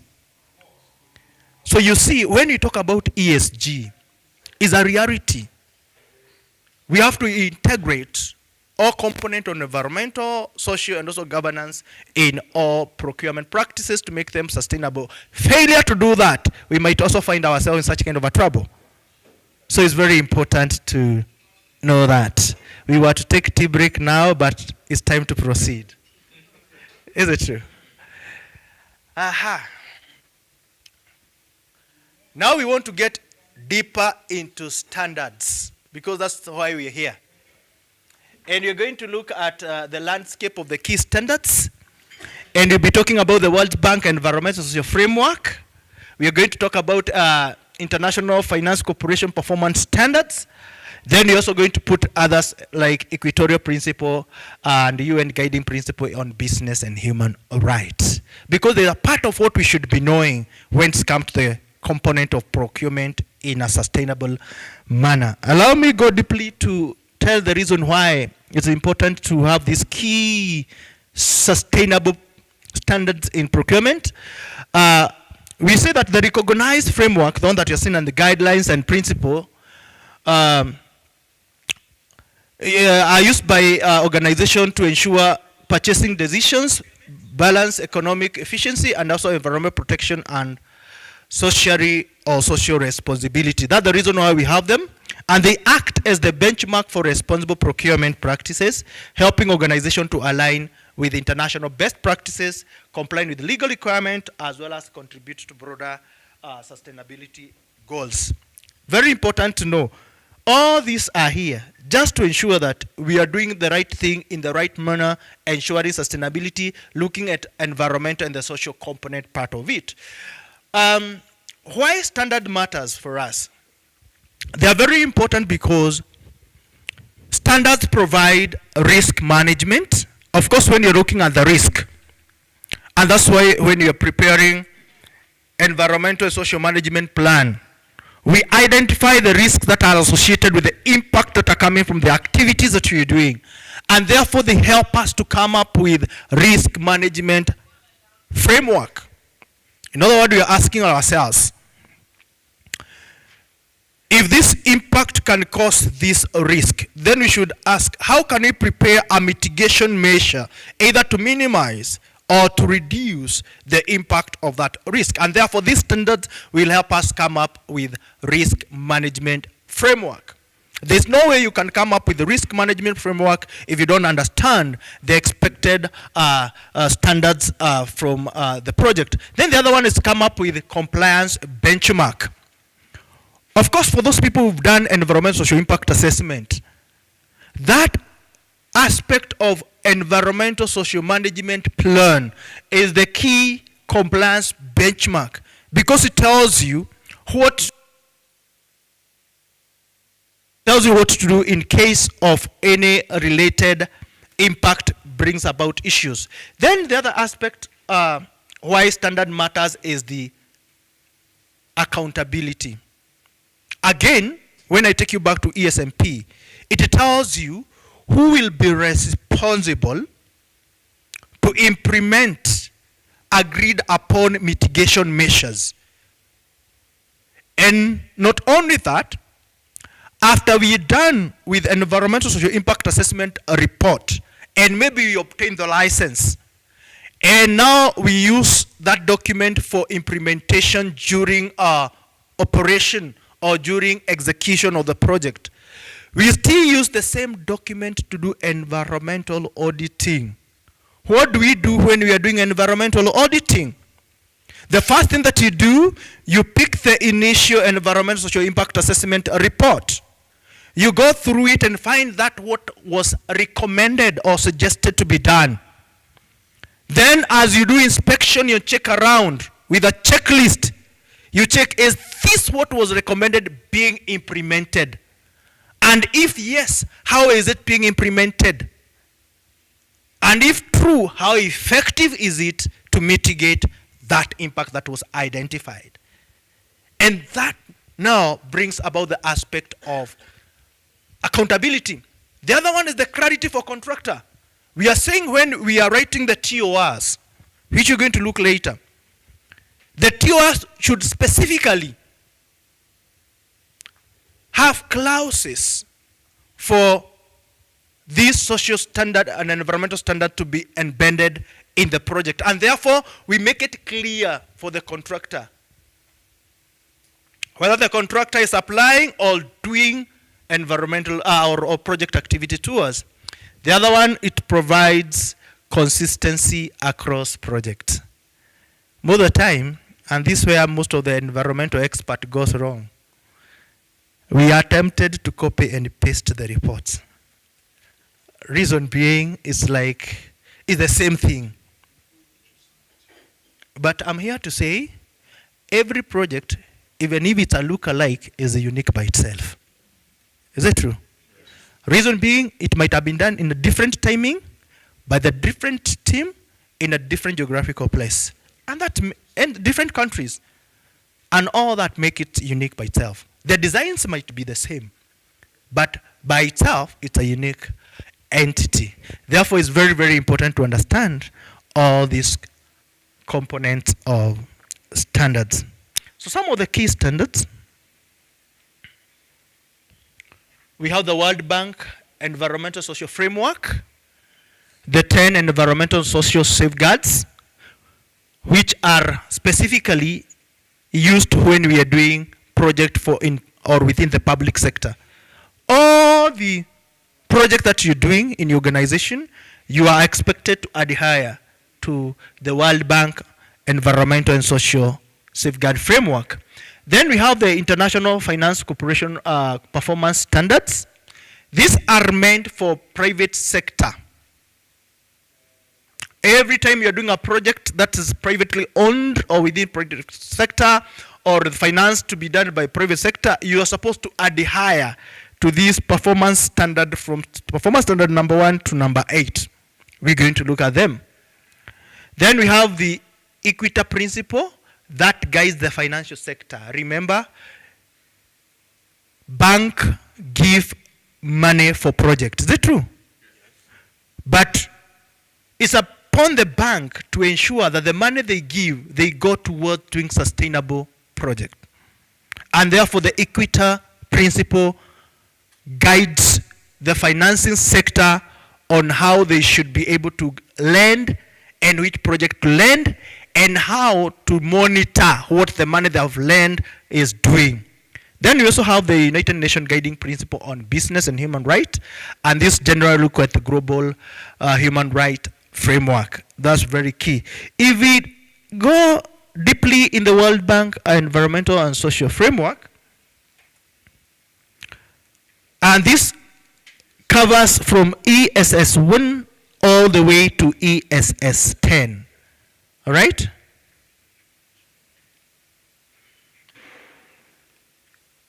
Environmental and social standard number 1, it looks at the assessment and management of environmental and social risk and impact. That's where environmental social impact assessment come. And I don't know, and I have never seen any World Bank finance project which hasn't gone through this. Very important. The other one is issues to do with labor and working condition, provision of the PPEs, training people on health, training people on risk management, training people on first aid, training people on for fighting in case it happens within their working places is part of ensuring labor. Proper remuneration, proper insurance, proper retirement benefits. Is that true? I'm a lecturer and we're having a problem with the government because the government will deduct our salary for our pension. But the money is not. They deduct our tax, but it's not. So imagine if I want to retire today, what will I eat in the future? And that's why we had a 49 days of strike. Because we wanted the government to pay us 100%. We went to class the other day. We've been on strike. Yes. Yeah. A short one? Yeah. But you see, the good thing that the government paid. Yes. Mm-hmm. 8 months. You almost closed the university.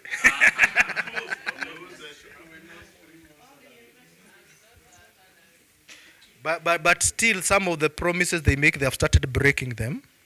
And there's a rumors we want to go back to on strike.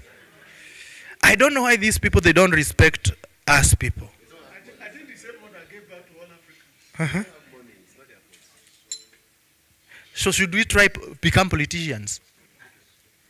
Because the other thing, I was sitting somewhere in a corner and I was looking at my experience and my papers and I was asking myself, why am I poor? And I was tempted to become a politician. And I tried a little bit, but I found that the rules of the game there are totally different from who I am. Yes, that's the biggest challenge. So, and somebody was telling me, just come, stay somewhere behind a governor. Eh? Then the governor will pinpoint you at some point. I don't know how true it is. But somebody told me, no, go look for money during the campaign, come and fund. Once you fund this campaign, you buy yourself maybe a position. But ethically speaking, when I look at it, I said, let me train Kenyans and become a good trainer. Okay, the other SS number 3 is about resource efficiency and pollution prevention and management. We are talking about our waste management. We are talking about the issues to do with cutting about our trees. I don't know what is the forest cover in your country. Looking, Nigeria is big. Yeah? What's the percentage of the forested land? Currently, we have about intact primary forests between close to 35%. That's better. I think we're not doing very well here in Kenya. Our land is a little bit small, but also our land, some of our lands are very arid and semi-arid. At the northern part of Kenya, we even have a desert, so there's no vegetation. So it's always good to look at the resource efficiency and pollution. The other one is about the community health and safety. That is ESS4. This is key. Every time we are doing our project, every time we are procuring, we should ensure that there is community health and safety. Sometimes I have seen most of the organization or project even coming up with like community health centers or community dispensaries, just to improve the issues of health in the people. The other environmental social standard number 5 is on land acquisition, restriction of land use, and involuntary resettlement. Most of the time we have what we call RAP, Resettlement Action Plan.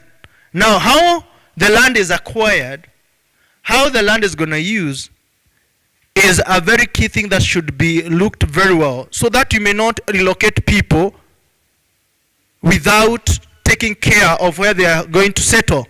So that one comes in handy. And actually, it is another big report we write, as big as this one.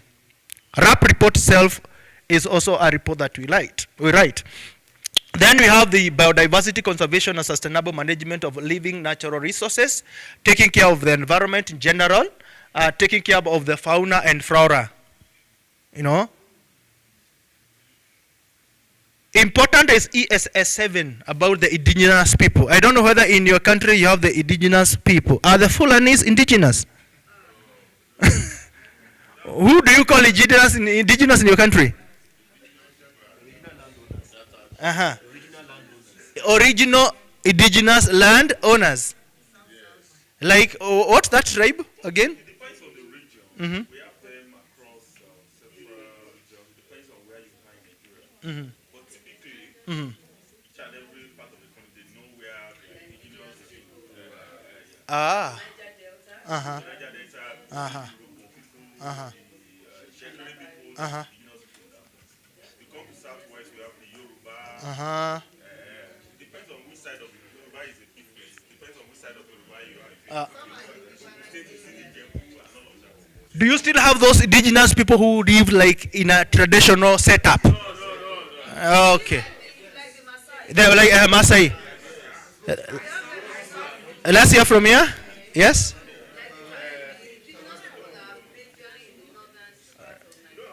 Uh-huh. Okay. Uh-huh. Uh-huh. Yes, let's hear from here. Let's hear from one. Yes?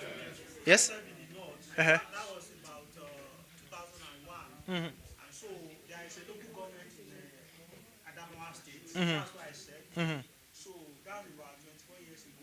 Okay. Was at then Yeah. we took an excursion to the Koma and Mm-hmm. So they are the indigenous people Mm-hmm. in Adamawa State. Mm-hmm. And they live under the cave. Aha.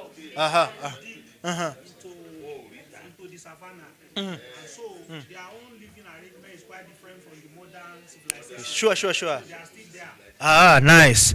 As in Kenya, we have one community called the Ogiek. Hello. Okay. In Kenya, we have one community called one community that lived in a traditional setup, like they are called Ogiek. Even our Maasais, they are in their traditional way of living. In New Papua Guinea, when you go there, a big percentage of the people are still in their traditional setup. Yeah, they're the natives. Exactly. That's the point. The other thing is to looking on the issues to do with the cultural heritage. That's very key, especially for us African. We are very, can I say that we are spiritual superstitious? Are we spiritual or superstitious? Both, eh? Because like here, where I come from, if you're given a contract to construct a road, then it happens you meet a certain tree called the Mogumo tree. You have to call the elders first. And the elders will do their own sacrifices. Yes? Mm-hmm. It's tied to some people's spirituality. Don't call it superstition. Uh-huh. That is the problem we are having today. Uh-huh. Don't call it superstition. It is what? It is tied to their spirituality. Mm-hmm. Yeah, but even if that does not align to your spirituality, that doesn't make it superstitious. No, to you might be To superstitious. you it might be, but to them it's not. It's spirituality. It's part of their cultural heritage. Yeah. Let's hear from Oga. Yeah. Dangote refineries in Lekki. Before, when Dangote was trying to build it, in fact, at a point they saw about 19 shrines, and they couldn't do anything until the Oni of Ife came. Yes, yes, to come and discuss exactly. So that's it. So it is part of us. We have to accept it and live with it. Thank you. Very important. That's true. Yeah. Person can speak to it better. You want to grade some particular area, all your machine will go down. It will not work until a higher spiritual person comes to do something like this case he did. Yes. Yes. It is true. In our coastal region, we have a forest called Kaya Forest. That's forest whereby the people there, they go do their sacrifices, their spiritual connection with their maker. In case you're told to go and do a project there, you better leave it alone. When you go to the western part of it, we have a rock we call Kikmitai. It's called a crying rock. Okay, I am a geographer, I know what happens. But to the locals, it's crying. All right? You're saying something, Doc? Yeah, I have a comment. You know these things, we might not believe it, but they are real. In my hometown, There was a cherry tree in the middle of the road. I grew up finding that tree, and that tree was there, middle of a highway, major road. They said if it is killed, you can't kill it, people will die. And people who attempted to cut it, they die. When they cut it, it will come back. So they had to go and appease a higher spiritual power to come and be able to uproot. This is after many years of causing accidents and killing people. So these things are real. Mm-hmm. Uh-huh. Uh-huh.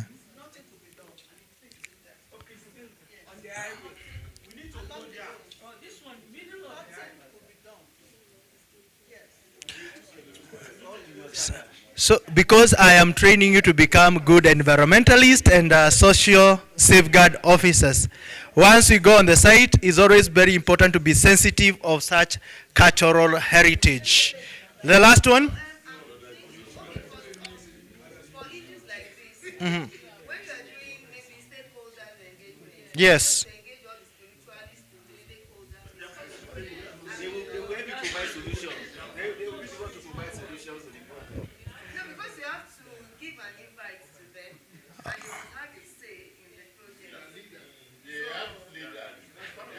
Great. If I were to take you that before now you go to do the project itself, you take a time to do something called stakeholder mapping. All right? And you know who to pick to address that issue. Uh-huh. Is that okay? No, you have to report it. It must appear in ESMP, Environmental Social Management Plan. Actually, what you should report here, for example, if the road is to pass through the Kaya forest, the one that I've said, you can give a mitigation measure that involve the culture and the elders. And actually, sometimes you can give a mitigation if it's a road to just divert it. You're right? Yeah. Not necessarily. If they refuse, there's not much you can do. Exactly. Like now, where I come from, I come from a tribe called Kikuyu. Sorry for mentioning tribes here. But the story has it that we originated from a certain place around my place. And that's like where our first parents were. It's like Adam and Eve in Eden. All right? So even of today, the place is called Mokorwe Wanyagathanga. That's Kikuyu. It's still surrounded and is a rich heritage place for us. So in case the government want to do any project, I am not even sure that we can allow. Because it's like digging our forefathers' graves and, the last thing. Mm-hmm. Yeah. Mm-hmm. There used to be a bad road. Mm-hmm. And there used to be accidents. Yes. And Mm-hmm. the day after, witches and others will confess that the one who went here to pour Ogbono draw the sick on the road. Yes. The previous night. And it was so. But then after, the government decided to fix that road. And the accident ceases. Mm-hmm. Does it mean the witches equally stop operation as a result of the good road? Maybe they were consulted. Were they consulted? Behind the doors. Who consulted them? Stakeholders. They were brought on board as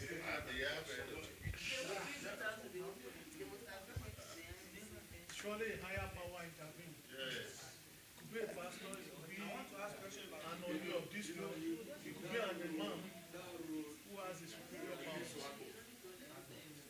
Could that bypass? But currently no more accidents? Okay.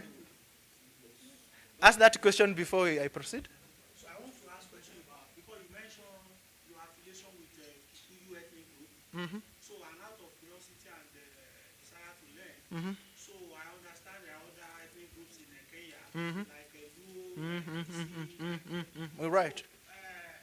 Are all these ethnic groups, do they have the same anatomical features? Or how will I differentiate between a Kikuyu man from Kenya and a Blue man or a Mishi man if I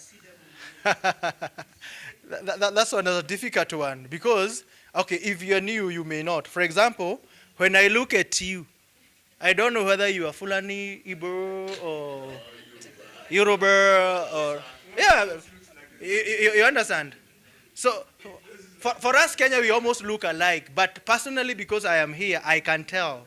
Maybe by just a physical look, like the tongue, the accent, sometimes the color, the body mass, and all that. So that's a difficult one to answer.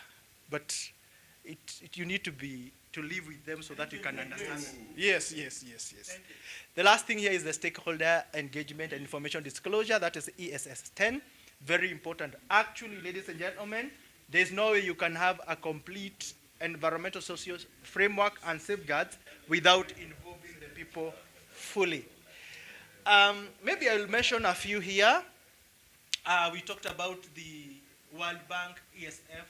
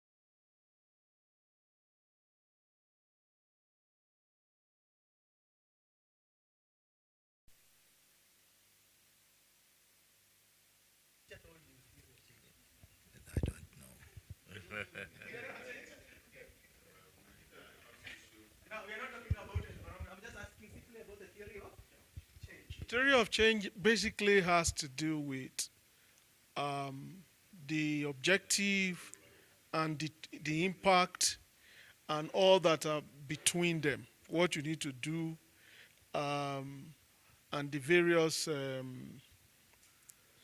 me just say the framework that links your objectives to your impact and all the work breakdown structure and everything that you need to do to achieve it in a particular framework to do that.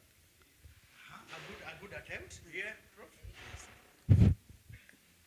Yeah, I see. Yes. Theory of change. What came to my mind as regards theory of change is this simple analog that nothing is permanent. Okay. Yes, nothing is permanent. Yes, exactly. That the only permanent thing is change. Yes. Permanent thing. Yes. Nothing is permanent. Change. Getting to that change is what's called the theory of change. Am I right? Somebody with another idea? Yeah. So I think explaining theory of change is a function of context and perspective. From my training in sociology, so theory of change brings to mind development, which means transformation, moving from point A to point B, and in between there are processes, input, processes, output. So the output is the change, and that's where we talk of monitoring and evaluation of the processes that produce the output or outcome, as the case may be. So we now go into process evaluation, outcome evaluation, and so on and so forth. A very good attempt. Yes. Okay.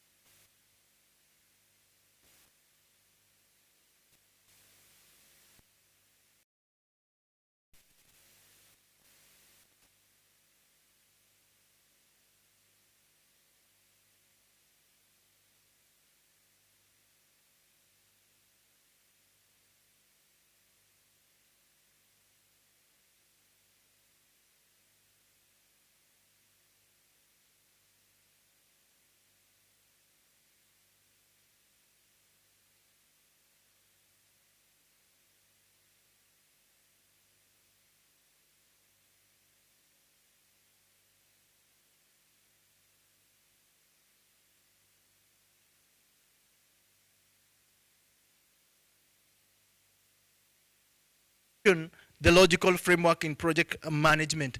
But maybe because of interest of time, let me not mention this. So for us to understand the theory of change in environmental social framework, we have to look at the environmental and social risks that you're talking about. Remember, we want to gain sustainability. And the thing that can make us not to get sustainable is when maybe risk will come and maybe not make us reach our goal. So we say that environmental and social risk, when they are unmitigated, when you do nothing about it, all right? For example, you know you're going to do a project, it will cause an environmental problem like soil erosion, like pollution, like displacement of people, and you do nothing.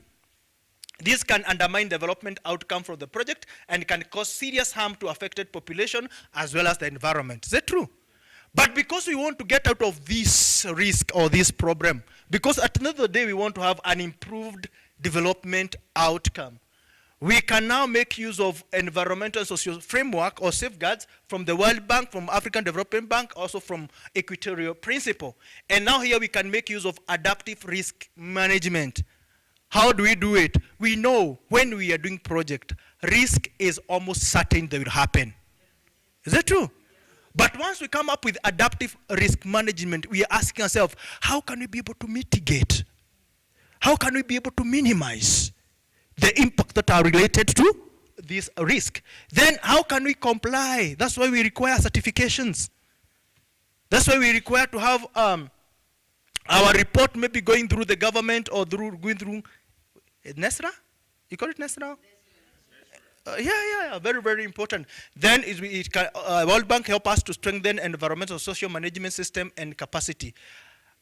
One of the document that the World Bank will be keenly interested in is ESMP, Environmental and Social Management Plan. Actually, sometimes they tell us we do it as a separate document. Or sometimes we do it within the whole ESIA report. And one component of it is capacity building. By the way, you're not here by just a mere coincidence. It is part of it in that ESMP, or the program or project that you are in. Is it true? Very, very important. The other one is to help in harmonization with others, because you can either be doing a World Bank project or African Development project or any other project that have been funded by the government. In Kenya, we are lucky. We do not do ESMPs or ESIA because we are funded by the World Bank alone.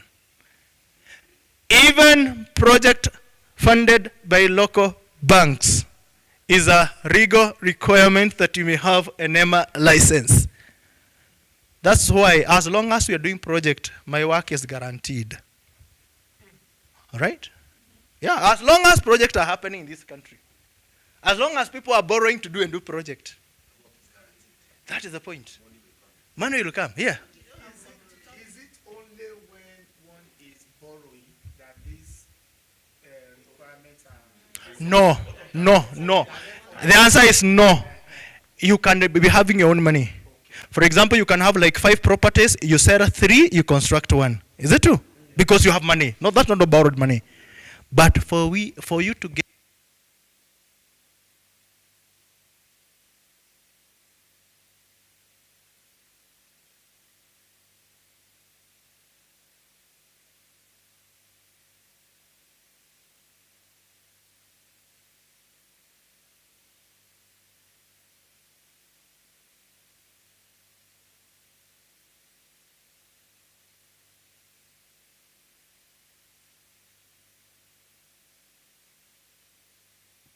when the project is, money is. Is that true? So what are the responsibilities of the borrower? You or me who have borrowed from the World Bank. Every time the World is giving money, you project implementer, most of the time you are the borrower, right? Yours is to ensure that you implement, monitor, and you report as per environmental and social commitment plan. If it says, for example, when you're constructing that road, there will be an impact code air pollution as a result of dust. Hello? And the mitigation measure that we have given is sprinkling water to suppress dust during construction. You as the borrower or implementer or the contractor, you should come and ensure that you've done that. I as an auditor and a monitor of that component, I will come on the site to check whether you're doing that.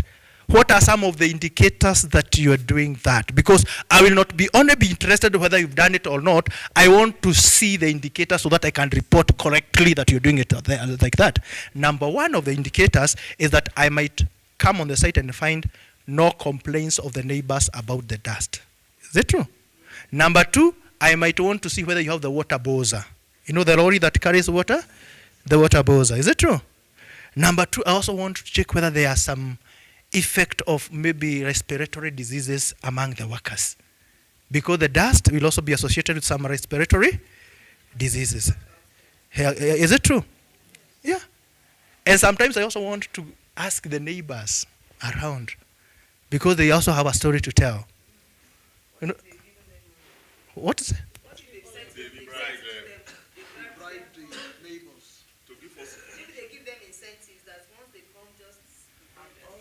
You see, as a good auditor and an environmentalist, hello, there is something called a proxy indicator. A proxy indicator is when you're asking something not directly, so that you may get it from another angle. Then if you go deeper, we can also use what we call triangulation, using different methods and ways of understanding what is happening within that situation. Is that true? It comes with experience. Yes, you can also look at the houses. Actually, if we go deeper still again, we can also use the satellite image. They'll be able to tell you, like the month one, how the concentration of the particulate.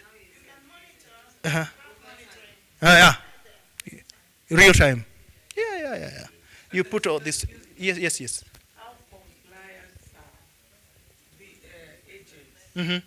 or the licensed agent is actually doing this in Kenya? Because I don't think this is very effective in Nigeria. Good. I told you on matters ESIA, I does two things: the report and the auditing. In Kenya, once you get the license, after 1 year, the proponent, the owner of the project, the borrower, must call me again or somebody else. You know, sometimes they want to hear from somebody else, not only me. And they will come now and check that what I recommended, whether it's being implemented. And that one, you're not just doing it on a paper and throwing it.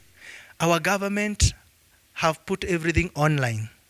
When I'm going to auditor, I get in the government system here in my machine. Maybe if the time allows me, I will show you how I log in. All right, I log here. They know that I'm on the ground. The site that I'm doing auditing is georeferenced. It has the coordinates. All right, and once I submit the report, it's me who is not me who is going to approve. Somebody whose docket is on compliance will go through my report, either approve or ask me to provide more information or more recommendation, or they can come on the ground and tell the proponent, you are not complying with what we agreed. Actually, the license is issued with conditions to be met. And some of the conditions to be met is to implement the ESMP. All right. Kindly do. Uh-huh.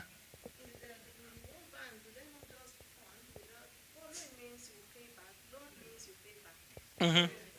Sometimes it's government projects that it's require like the counterpart funding from the group. They have different structure of loan, not necessarily borrowing the real sense of the word. Thank you for saving me on that. Yes. They use the term borrowers. Uh-huh. Yes, borrower. Yeah, it's okay. Yeah, borrower is not necessarily that you're taking a loan. It can be a grant. Is that true? It can be a grant. Yeah, but I want, maybe my English is poor.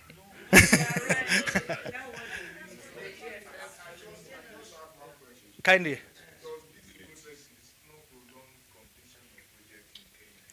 There's no? Of course, they do, but for the purposes of sustainability, we would rather wait. So they who have collapsed building. Yes, because if we don't wait, then we have a problem with the collapsing buildings. You know? So what happened? Of course, investors are complaining. Because actually, let me tell you what happens. When I go on the site and write a report, I submit it online. It goes directly to our head office. They first of all check all the requirements, whether the report meets all the requirements. If it does not meet the requirement under the threshold, it is returned back to me. Once it's returned back to me, I'm given 14 days to look at it. Then I upload it back. Then it takes another 21 days for them to look at it. So the best thing that I do, by the time I'm uploading in the report, I ensure that it meets the threshold and it has all the required documentation, just to avoid to and fro. And actually, we are given between 21 to 90 days for us to receive the license. Yeah, that's the time frame. What are the outcome pathways? In case now we implement this, we have the mitigation of risk. We also have enhanced environmental sustainability as well as enhanced social sustainability. And at the end of the day, we have long-term system building. And at the very end, the reason why we are looking at the theory of change is because we want to have improved development outcome. Therefore, in the theory of change, my brother was talking about the if aspect. We say that if key ESF principles are implemented in the World Bank project, then the grant can implement all those requirements. Then the development outcome could be improved through various pathways. And now, when you look at that, we are creating a mental picture of the reason why we should embed an environmental social framework in our project so that we can end up having improved development outcome. Sawa sawa. Say sawa. Yes, I'm asking, is that okay? It's okay. All right. Awesome. Aha. Sawa sawa. Just respond the same. Sawa sawa, sawa. Sawa sawa, sawa. That's okay. So maybe we look at the ESF or ESS number 2 is all about labor and working conditions. I will repeat this one when we be talking about occupation health and safety component of our standards. It's all about people working, provision of PPEs. Oh, what are PPEs? Personal protective equipment, very true. Taking care of their health, ensuring that they are happy, protecting their psychosocial issues. If we could have gone deeper into this component, we'll be talking about different type of hazards that are associated with workplaces and so on and so forth. And the good thing here, we can give an example, like your company providing PPEs and also fair wages. Also including not employing children. I don't know whether in your country you have the seasonal labor or seasonal work, whereby, like us during coffee picking or during tea plucking, people go looking for people to come and do that work, but they are nowhere to be found. So they go looking for children. You find they're also employed to do that work. Or some places where people are doing mining, they send children to go and do mining.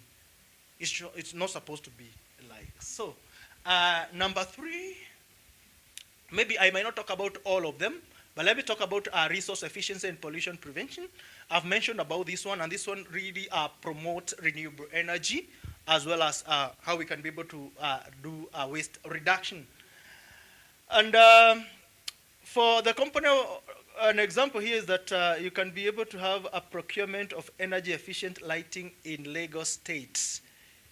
You know, here in Kenya, when you move around at night, did you manage to walk around at night? Oh, yeah, yesterday?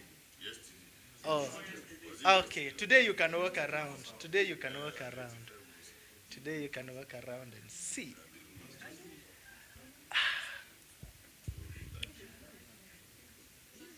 Allow me mention quickly about International Finance Corporation Performance Standard. Most of these now, they repeat each other's. They look like the same that we have in World Bank. They're almost similar, all right? So look at assessment and management of risk. Of course, this is social and environmental, labor issue, resource efficiency, community health and safety, land acquisition, as well biodiversity. Do I need to repeat this really? No, I don't have to. Equity principle, I talked about this governs the institution that gives money or loans. So they look at the framework for financial institution, and of course, they borrow from World Bank as well as IFC. Guiding principles on business and human rights. We talk about protecting, respecting, and also having a remedy framework to protect human beings and people. Procurement contract must also respect human rights. That's true, as you've seen. An example here, a UN procurement requiring suppliers to avoid child labor, because that's very key and very, very important.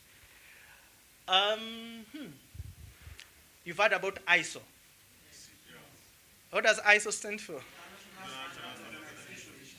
For sustainable procurement, we have our ISO 2400 that guides us on international guidance for embedding sustainability into procurement. And the reason why it's important is because to help organizations integrate the ES and E responsibility to purchasing decisions, that is environmental socio-economic responsibility, and the scope that is applied to all sectors and organizations.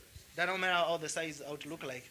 So it's very important to have an ISO in your organization, and of course, ISO is all about ensuring social procurement is well embedded in all your activities.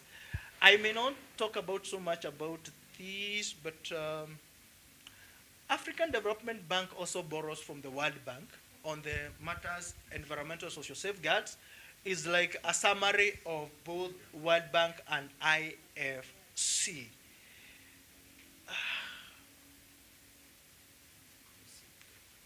These things are just repeating themselves. Is that true? Yes. Yeah, allow me not to explain all this. These are the same. I've explained about this one. Yeah, you're excused. Talking about the key policies, is there any provisions for environmental justice? Where is my advocate? Hi, legal department? Help me answer that one.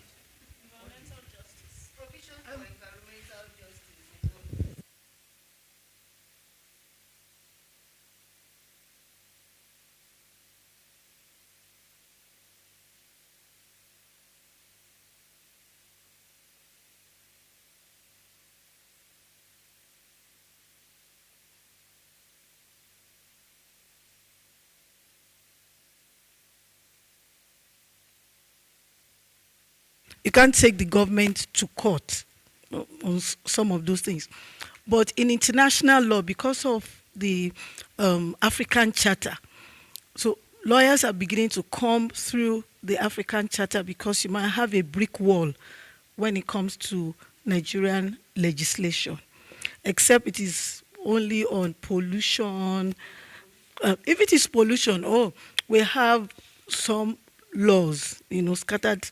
Although under the old FEPA, I don't know if the old FEPA really took care of that. But NESRA hasn't taken care of that. So lawyers go through the African Charter because African Charter is now part of our law. So we can now sue through. And then we have so many non-governmental organizations, foremost SERAP, who are leading that litigation. Nigerians are not really conscious of their rights in terms of environmental justice. So the people actually taking it up are the NGOs that are trying to do that, relying on international instruments to... Hello? Thank you. So maybe before we go to lunch, or for lunch, we can just end up by saying, what are the benefits of safeguards? Very important. They help us prevent or mitigate adverse impact, both socially and environmentally. They also help us build borrowers' capacity for environmental and social management, like what you're doing here is part of capacity building. It also helps us to align with all those standards, either from IFC or World Bank or African Development Bank. And above all, it promote inclusive growth and protect variable group or vulnerable group. That's very, very important. The thing that I'd like us to do is ask me any question before we go for lunch. Thank you. Yes. So thank you very much for this very articulate presentation. The depth of your knowledge and competence Yes. is outstanding. I can sense we are experiencing outbursts of positive energy. Great. And this is a good way to start. So my question is regarding to the Kakusi lawsuits. And I want to ask, is there proof that those 79 claimants have received litigated compensation? Correct, true. Reason being, yes. Reason being, they were also represented by a legal personnel. Who will take a lot of the money? Now that's subject for discussion. I will, if we have time, kindly remind me maybe tomorrow or the day after. I give you a case study of another place called Uhuru Owino Estate in Mombasa. Yes, Owino. Yeah. Talking about the environmental justice, like in Nigeria, in Lagos, this coastal highway that is being constructed, and now it's found that people along that corridor, they are now exposed to flooding because the highway was constructed. People that were enjoying their life before now rains, they are not being, so what is going to happen? Because if they had done their EIA or whatever before that time, they would have put into consideration the people that were originally there before. No, they did because now so because now the people that is the NGO that is trying to take it up. Do this, eh? Okay, she has mentioned something about the NGO that fight for social justice and environmental justice. That's true. But if you visit the environmental social management report, you will find that component was there. But the problem is implementation. And therefore, the reason why now the NGOs are coming, they will come to force them do it. Yeah.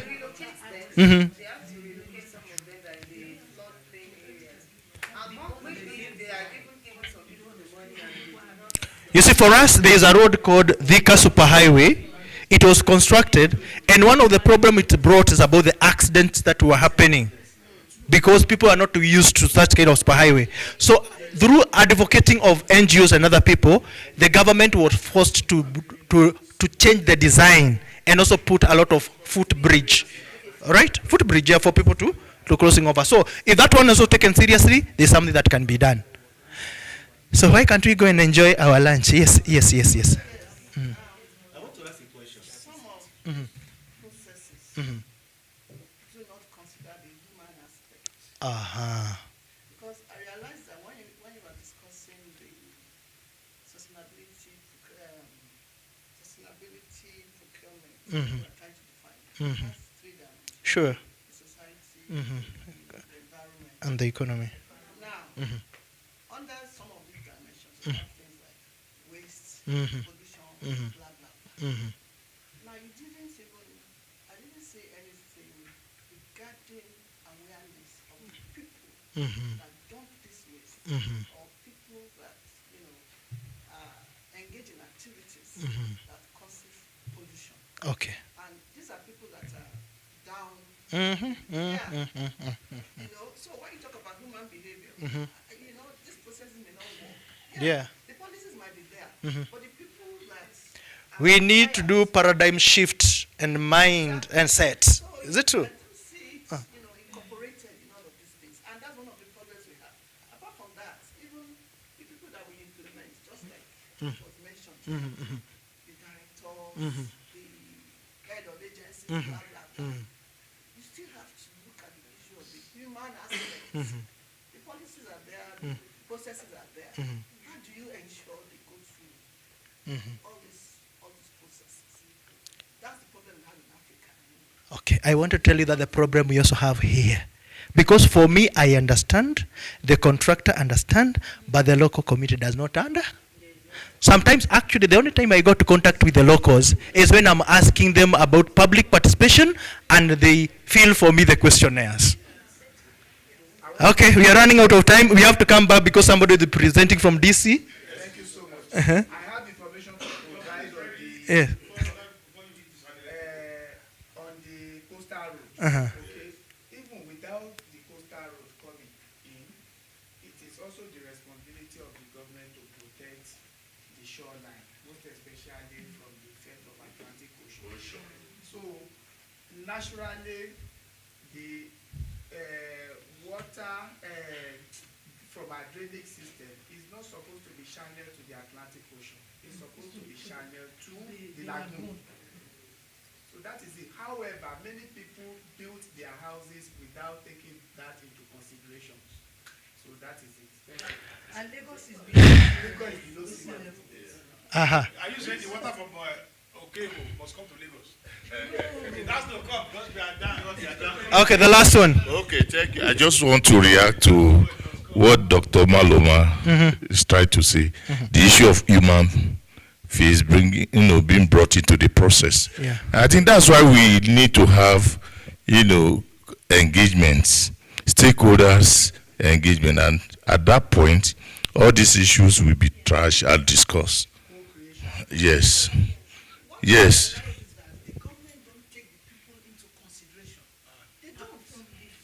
You mean from the start of the project?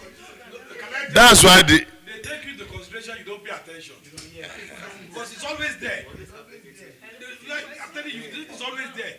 They will do second level, they will do public hearing. Some of you don't even carry your rights. You will not even talk. I've chaired a lot of public hearing. I've chaired a lot of public hearing for federal government. The community said we don't come there, they put it in this paper. Now, can we go and solve that problem after we've eaten? Yes. You know, the whole concept of this PSL is to address the problem of marginalization of communities. So it is expected that right from the onset, you interact with them, give them information, create awareness. Awesome. Professor, you learned this yesterday. You see this one yesterday? What do you eat? You thought it's yam, Abi? Yes, Prof. We are coming back at what time? When are you coming back here? 2. Okay, let's be here at 2. Yes.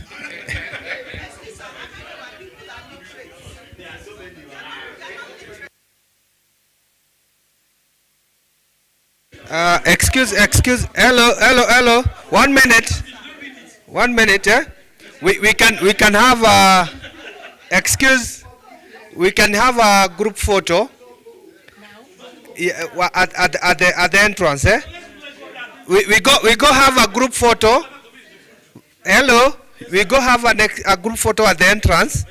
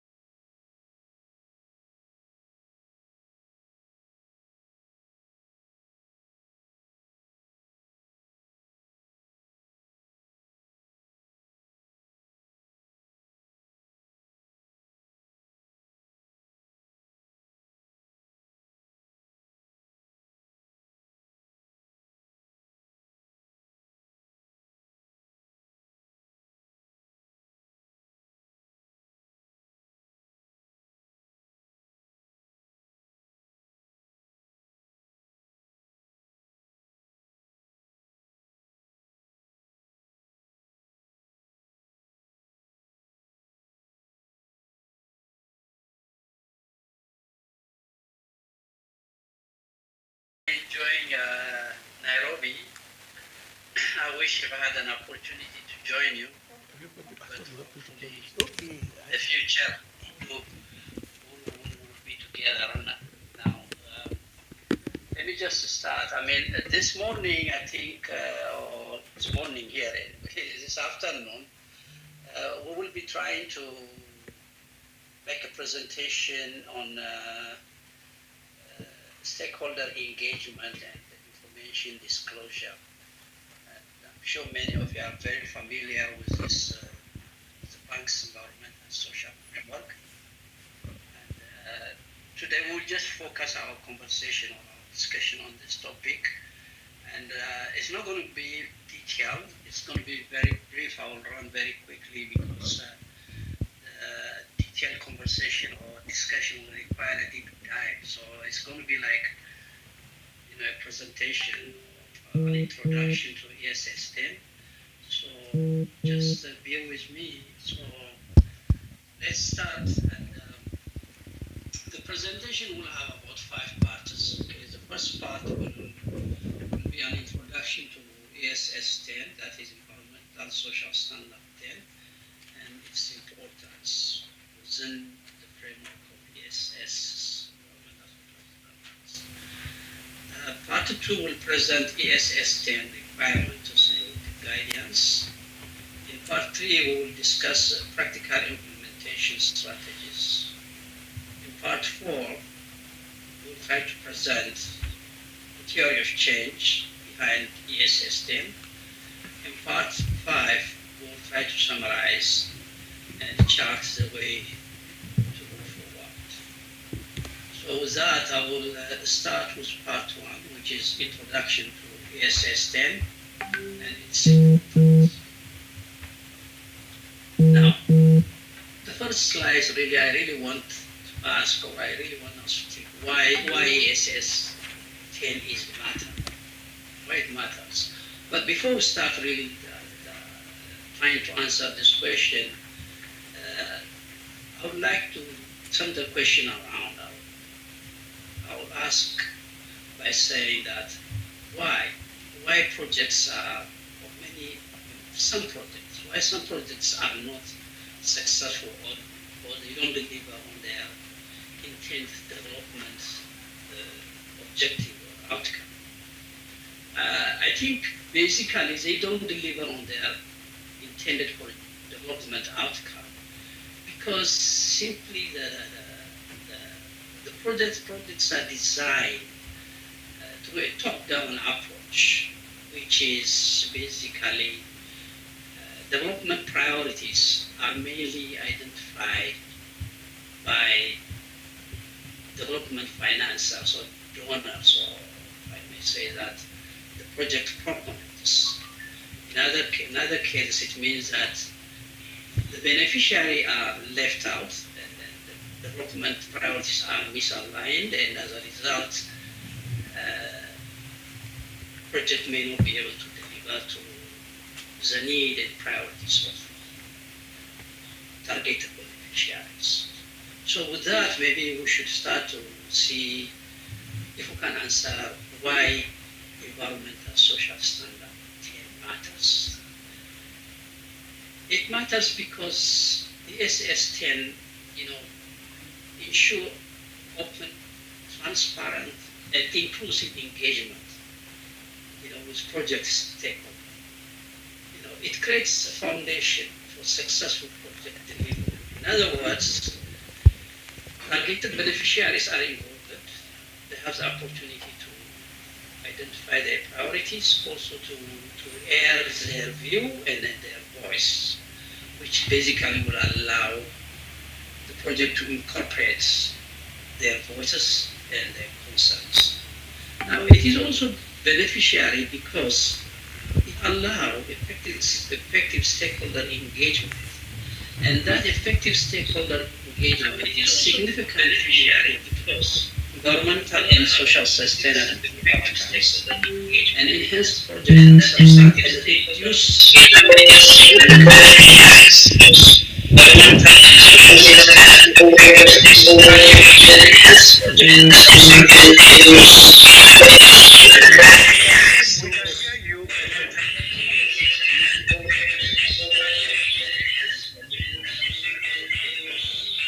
check. Is that fine? Yeah, it's very fine now. Please go ahead. Can I continue, Prof? Please continue. Please continue. You have muted those who are actually on somewhere else. Thank you. Okay. So now we have given the brief explanation why the ESS 10 matters, why is it beneficiary, and with that I think let us move to the next slide and have a brief presentation on that I think World Bank. Let us comment on the social side and business. Have a brief, you all know. As you all know, the ESF was adopted in 2016 and has become effective in 2018. And it's serving as a comprehensive approach to environmental and social risk management. Now, the ESF has 10 standards, as you all know. And the first standard is ESS1, which is the environmental assessment. The second one is ESS2, which is labor and working condition. The third one is ESS3, resource efficiency. The fourth one is community health and safety. And the fifth one is land acquisition. 6 is biodiversity. 7 is indigenous people. 8 is cultural heritage. 9 is financial intermediaries. 10 is the one which we are presenting, ESS 10, which is the focus of this presentation. Now, with that, let's move to the next slide. Now,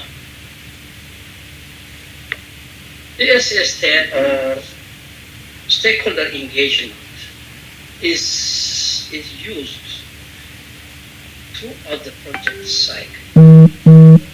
That is to say, we use ESS 10 or stakeholder engagement at the early stage of project preparation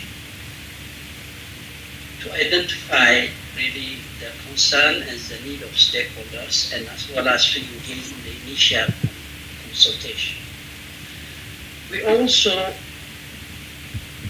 use ESS 10 or stakeholder engagement during appraisal phase. And it is at this phase actually we prepare what we call stakeholder engagement planning. And also we begin to engage into meaningful consultation. And we'll speak or we'll expand on meaningful consultation as we move forward. Then we also deploy stakeholder engagement during implementation cycle of the project, which is basically trying to engage stakeholders on an ongoing basis, and as well as to establish and operationalize grievance redress mechanism and grievance management itself. And the last one also, we engage we deploy stakeholder engagement during project closure. And at this time, we do the final consultation with target beneficiary to solicit feedback and integrate the feedback into future projects. And the lesson learned also will be used to improve design of new projects which might be financed by the bank or any other donor. So with that, let us move to the next slide, which is part 2. Now, those 3 areas I mentioned are actually an introduction. I'm not diving deep because there's not enough time. If in the future we have to do something, we have to dive deep to understand really the introduction, to have a deep understanding. Now, part 2 is about understanding ESS 10 requirements. As we all know that, like any other project, ESS 10 also, has requirements. What I mean is, like, project management, and all those things. They have requirements that help really the instrument or the tool to achieve the desired result, and as well as to guide the process.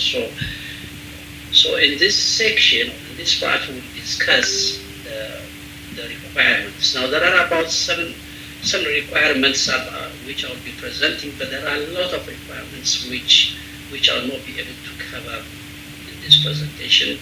And if you read the ESS 10 section of the ESF, you'll be able to see the long list of requirements. But here I'll just focus on the key one. Now the first one is capacity. Now, if we want to implement ESS 10 or stakeholder engagement plan, the implementing agency need to have robust capacity in order to prepare and implement the stakeholder engagement plan. Not only capacity, it will also require that senior management really support the stakeholder engagement arrangement and the stakeholder engagement process. It is also important that the implementing agency, put dedicated staff to drive the stakeholder exercise. And this staff need to have, again, expertise in the knowledge of stakeholder elements and requirements. Then it is also important that the implementing agency allocates sufficient budgets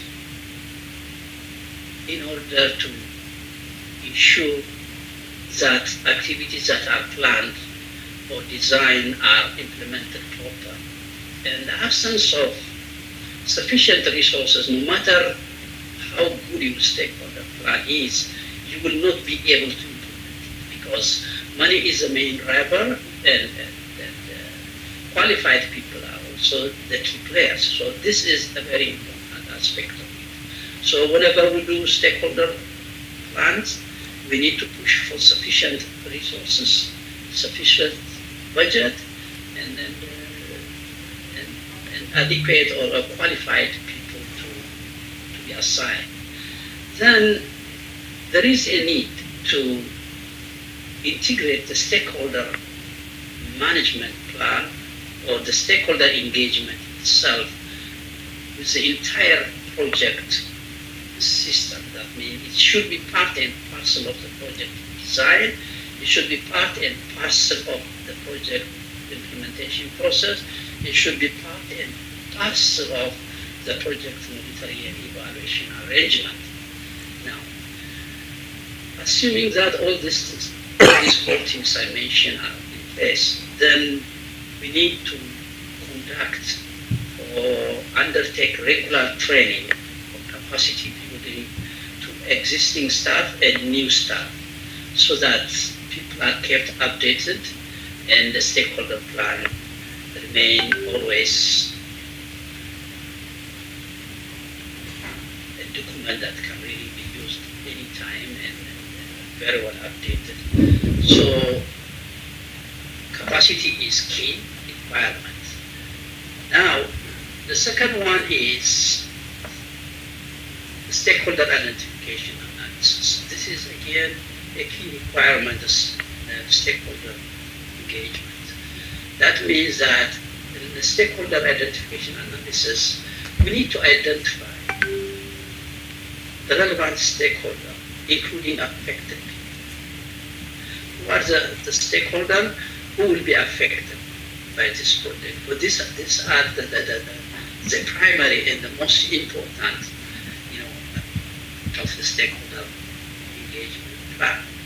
Then we need also to prioritize the stakeholder we want to target. Particularly, we need to focus on vulnerable and disadvantaged. They require special attention, and they require what we call differentiated treatment or differentiated approach. So these are key stakeholders, and we need to target them, we need to prioritize them. Then we need to update the stakeholder analysis throughout the project cycle. Okay. During preparation, implementation, closing, monitoring, whatever. We need to update it so that it becomes a live document. Then the last one is we need to assess the influence and interest of our stakeholders. This is very critical. Unless we have a very clear understanding of the stakeholders' interest and influence, we will not be able to target those stakeholders who are very critical for advancing this project. So the next slide will show,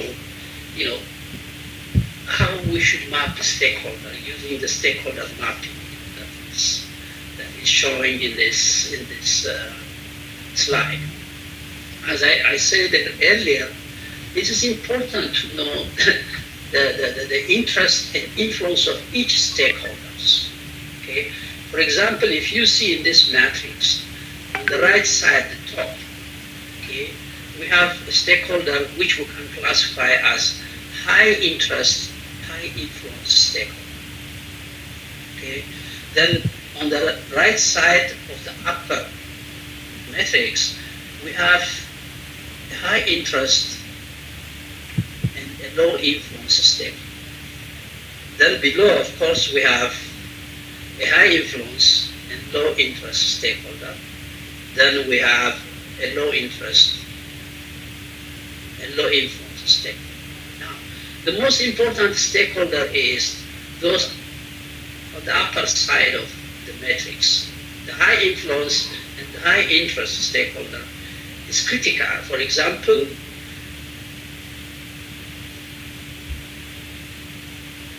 a Ministry of Finance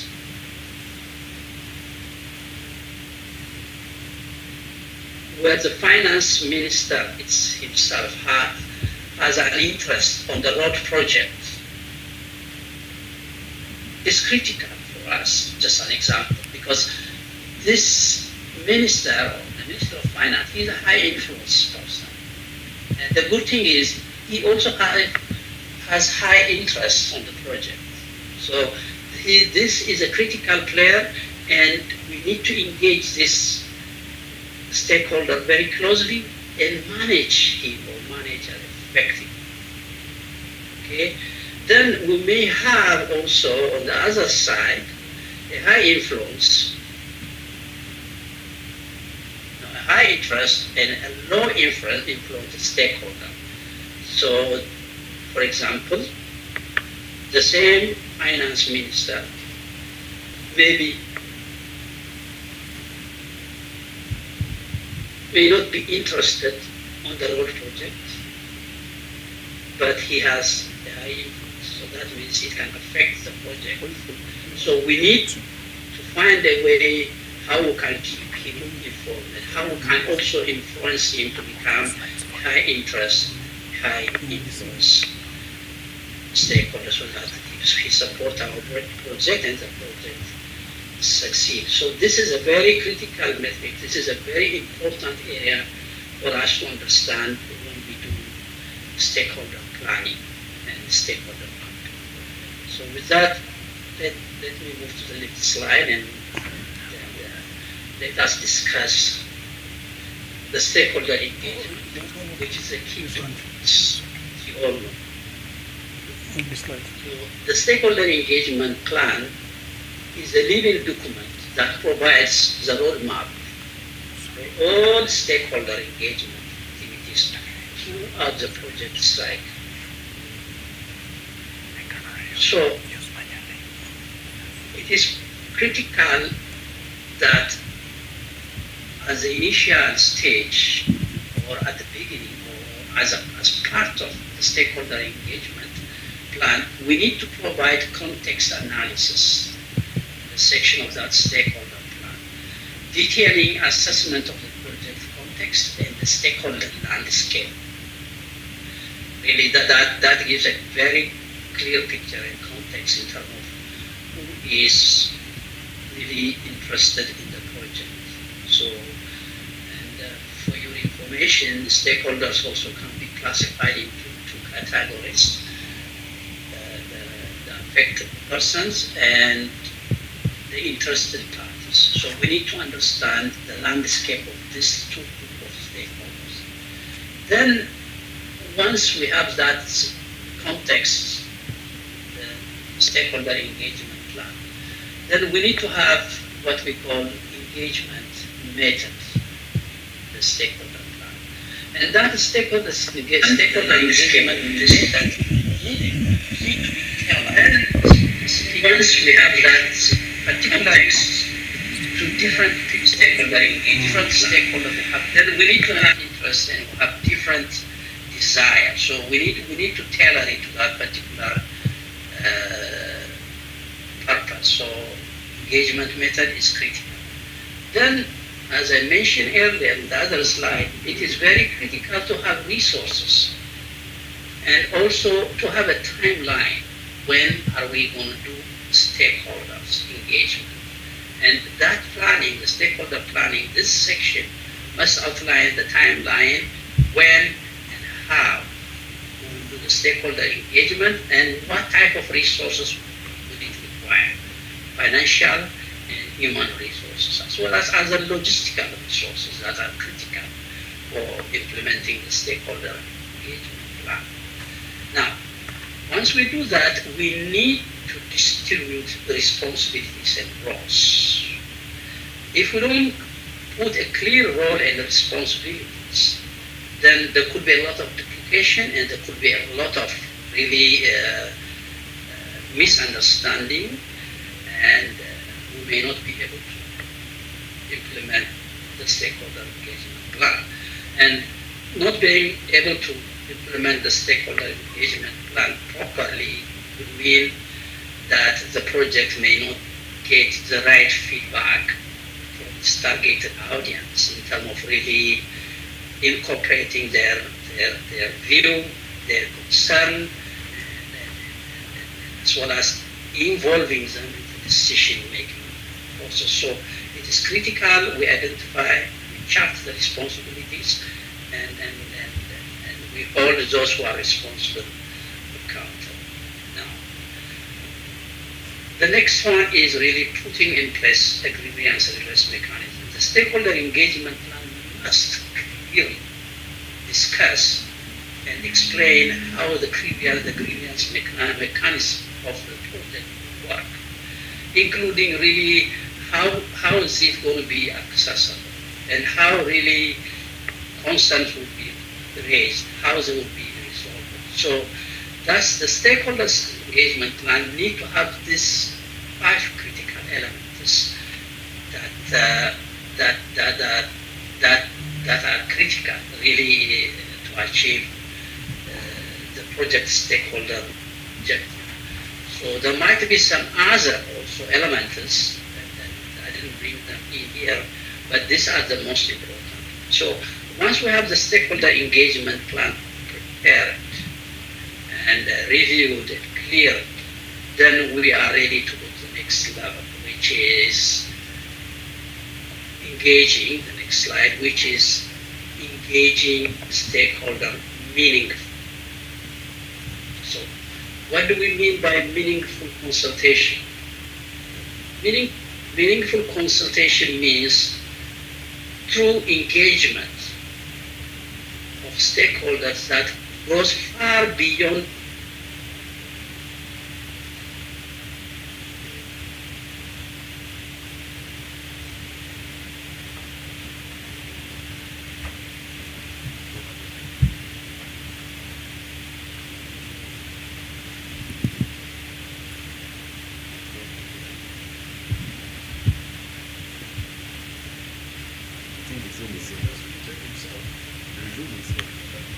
It is on your side.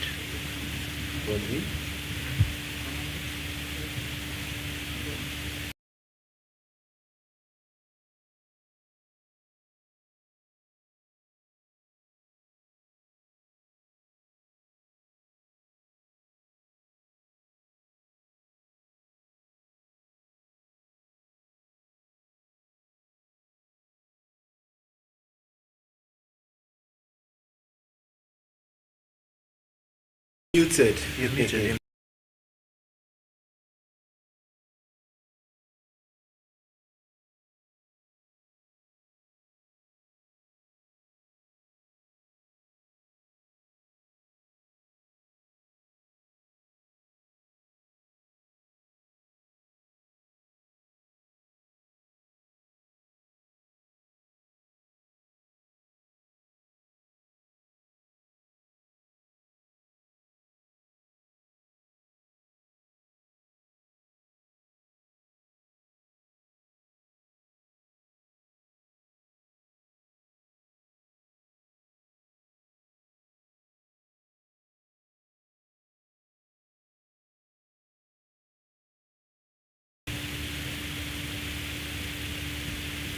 Go to the participant and go and click on mute in the mic.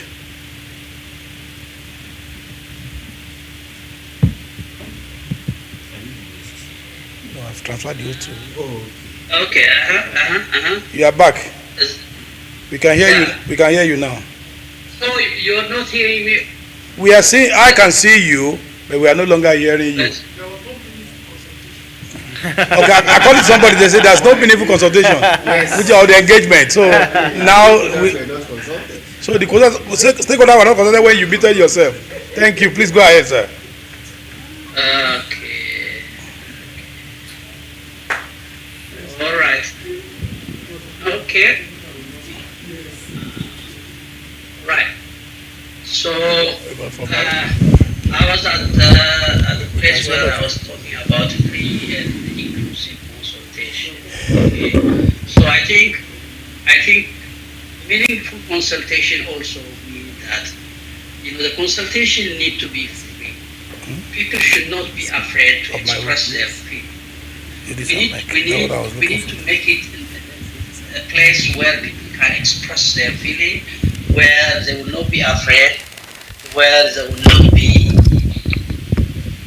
concerned in terms of really the action might be taken after the consultation. So it has to be free of intimidation, it has to be free of manipulation, and it must capture the voice and the concern of all. Then meaningful consultation also means that we need to be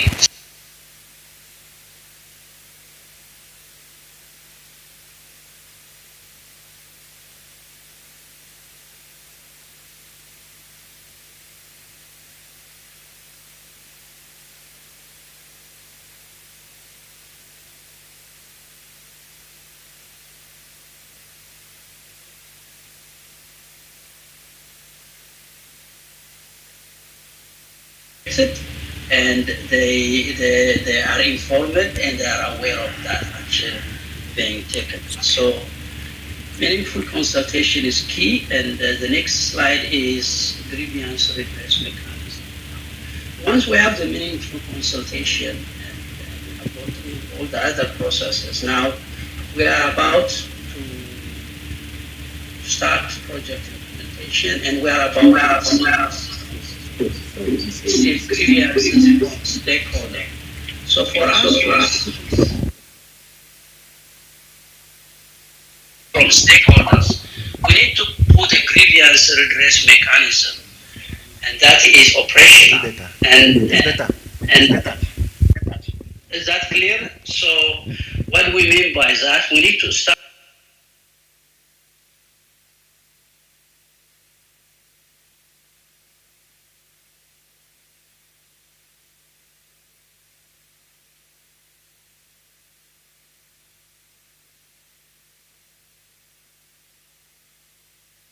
As really the chance really to file their concern without fear and retaliation. Then once grievance is submitted, we need to be able to respond or acknowledge receipt of their grievances. And we should also be able to tell them when we should be able to resolve the issue. So that is key. Then we need to have a grievance redress committee that should be able to investigate and arrive into into a solution or into resolution, and this can only be done if we have a grievance redress committee that is well trained and that has a capacity. Now, once the grievance redress committee reach to resolution, then we need to be transparent on how we reach that decision, and we should be able to explain and also allow the opportunity for people to take their grief, they are not happy with us, to the next level, including really to court. So with that, we need also to track the progress of the grievance redress mechanism and document all grievances that has been lodged into the grievance redress committee, and we must really make sure that the feedback we receive or the document we have provides some insight in order to improve grievance redress mechanism design for future project. Now, the final one is information disclosure. Now, this is very important, and actually the bank is very serious about this. And it is critical that information is disclosed to affected people or stakeholder in a manner that is timely, accessible, and understandable. And it must be clear in terms of the project risk and potential impacts. And it must also use multiple formats, including visual presentation, audio, and written materials. And it should also be translated in local language and dialects. And we should use culturally appropriate communication method when we are disclosing information. And information that need to be disclosed should be updated regularly as the project implementation continues. So information disclosure is key, and that information needs to be disclosed both on the bank's websites and as well as the implementing agency website, and as well as in important places where the public can see or find information that are essential or important to the project they are interested about. So now let's go to part 3, which is a practical implementation tips to stakeholder engagement. Now, the first tip is, it is critical that we begin stakeholder engagement at the concept stage, that is at the early stage of project preparation, when the project is really conceived. Then at that point, we should be able to understand community context and identify potential concern at the early stage of the project. In many cases, the problem is we begin to engage stakeholders after we have gone very far with project preparations. In some cases, after we have gone very far with project implementation, and that has created a lot of problem, and the projects have been really, to a large extent, facing problem with stakeholders because of lack of early engagement.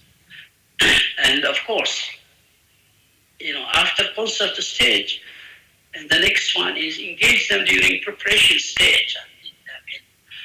At which point that, comprehensive consultation can be conducted, and also stakeholder engagement plan can be prepared collaboratively with the stakeholders. Once we do that, that means the stakeholders will feel, ownership of the process and the stakeholder engagement plan, and ultimately the project itself. Then the third one is, which is very critical, trusts. You know, creating the trust, the foundation for trust, and without trust, no matter what happens, stakeholder will never ever trust what we say. And one of the way we can create trust is just by just identifying risk before they they they escalate or before they get bad, and telling them this is the risk. And this risk somehow will emerge, it might materialize, and you need to know about it ahead of time, and you need to tell them about the mitigation measures. So if that happens, they are told, and they are not surprised. So that kind of situation will create a relationship that supports successful project implementation. So let's go to the next slide now. Now, we spoke earlier about tailoring engagement approach. Now, when we speak about tailoring engagement approach, we need to think of the different stakeholders, particularly indigenous people. Okay, the method we should be designing really must be appropriate, in which we should respect, traditional decision-making processes, including engagement with elderly and community leader to customary protocol. That means the existing system, respect the tradition, respect the elderly.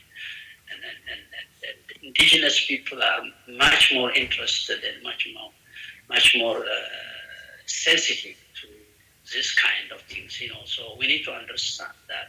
The second one is also we need to design engagement method for vulnerable people. So, we need to provide targeted outreach to women, elderly, disabled persons, and marginalized community using formats that overcome barriers to participation. Okay, so we need to be very respectful and we need to understand that.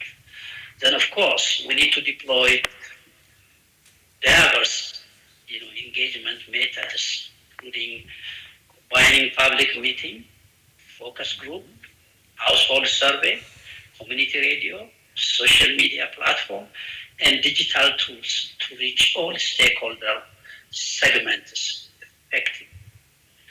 Second slide is one of the requirements is monitoring and reporting engagement.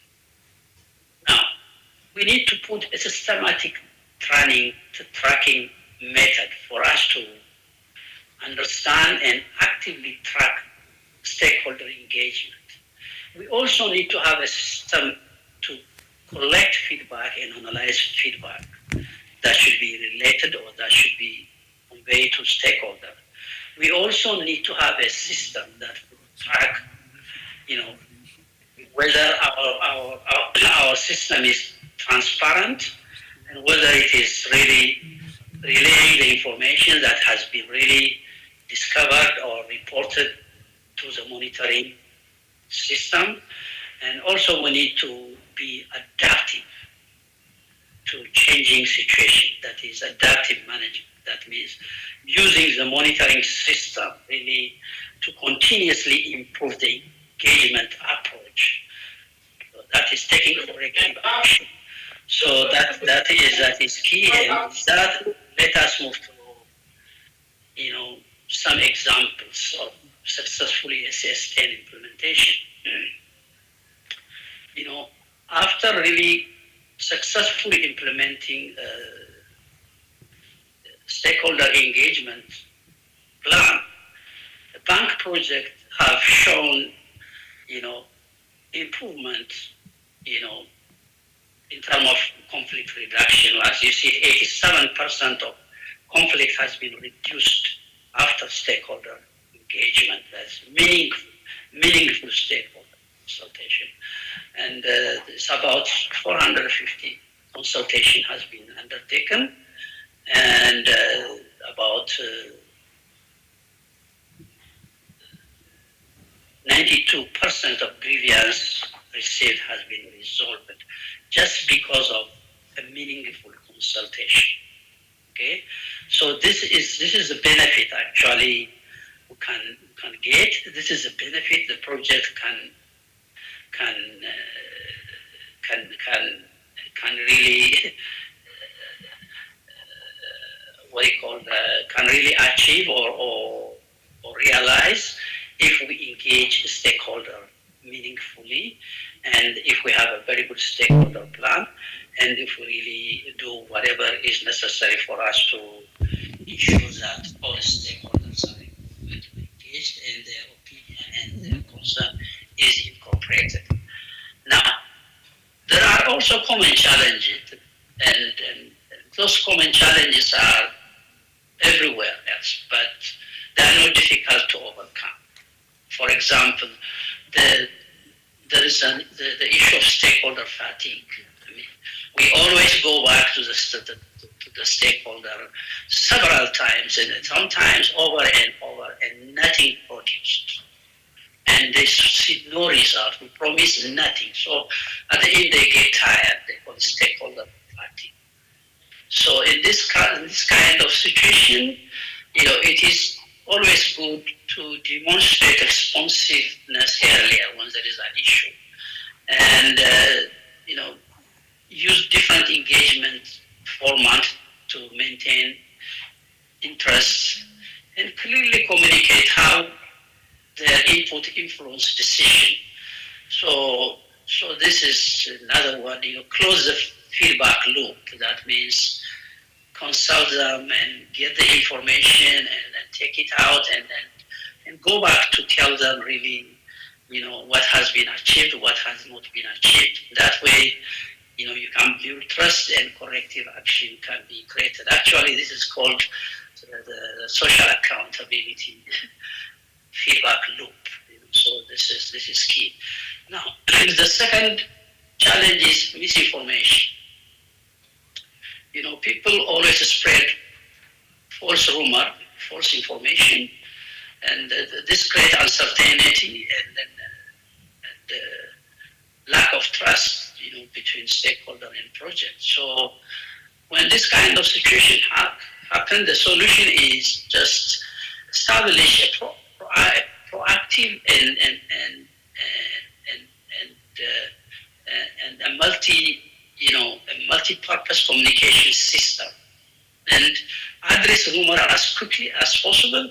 Don't wait until the rumor really spread and start affecting community's trust. So it's just be proactive, have a communication system in place, and quickly address those issues. Now, the third challenge is limited borrower capacity. It's key. I mean, if the borrower don't know what he is doing, or the implementing agency don't know what they are doing, then obviously it is a problem. It is a problem. We will not be able to prepare a very good stakeholder engagement plan. We will not be able to engage the stakeholders. We will not be able to collect their view and their concern. We will not be able to integrate or incorporate their view and concern into the project. So at the end, we will end up having a project that is not delivering to the desire of stakeholders. Therefore, it is critical that stakeholders are creating the necessary capacity that is useful to developing and implementing the stakeholder engagement plan.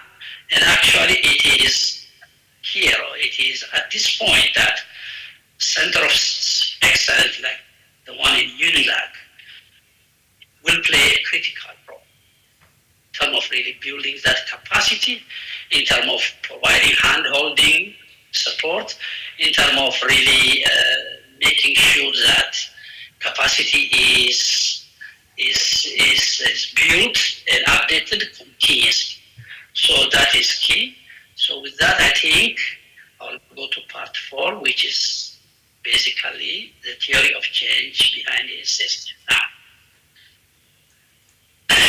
the theory of change, identify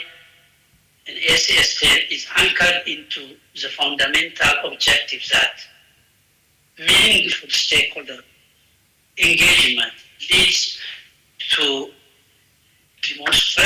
demonstratively better project outcome across all dimensions sustainability. Again, meaningful consultation. So the key is information. Good information and providing information to stakeholders at the early stage is critical in terms of really building the stakeholder, in terms of really identifying problem, in terms of really charting the roadmap, in terms of really identifying the landscape. Then with that information, the key is continuous meaningful consultation or dialogue. So that input will lead us to this output consultation. Now, if we have a very good consultation or continuous meaningful dialogue, then it will lead us to what I call outcome, which is a very good risk management. That means risk can be managed, mitigation measure can be put in place, and whenever there is a problem, we'll be able to take, adaptive management measure that of really taking corrective action. So once we have this, then that outcome will lead us to output, which is enhanced social acceptance. That means the trust level is solid, our stakeholders trust us, and we are delivering a result, and we can repeat this over and over and over. This is a theory of change, of course. The assumption, the next slide, the assumption in the theory of change is that we believe stakeholders are willing. We also assume that borrowers' capacity is strong. We also assume that we are transparent and have built capacity or trust, in other words. So now the expected outcome from SS10 implementation are, if it is done well, it is transformative. It creates constructive relationship. It helps to identify risk and mitigate. And it enhances project design. Now the next step is under part 5 is just building trust and sustainability. I think we discussed about this. Essential for risk management, good for better outcome, and it helps us also to move forward, meaning that we need to embrace stakeholder engagement, not as obligation, but as an opportunity to build stronger, more resilient projects that deliver transformative development outcome for communities and nations.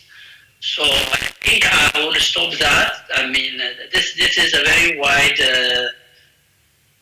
area. It's just I'm trying to just touch, here and there, and I hope I would be able to share the little I know with you. And I know you are educators, you are professors, you are instructors, so you might have expected more than this.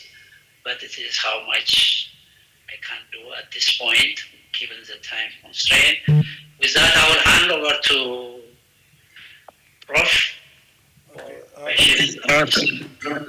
Thank you. Thank you so very much. I hope you can hear me. Yes. Yeah.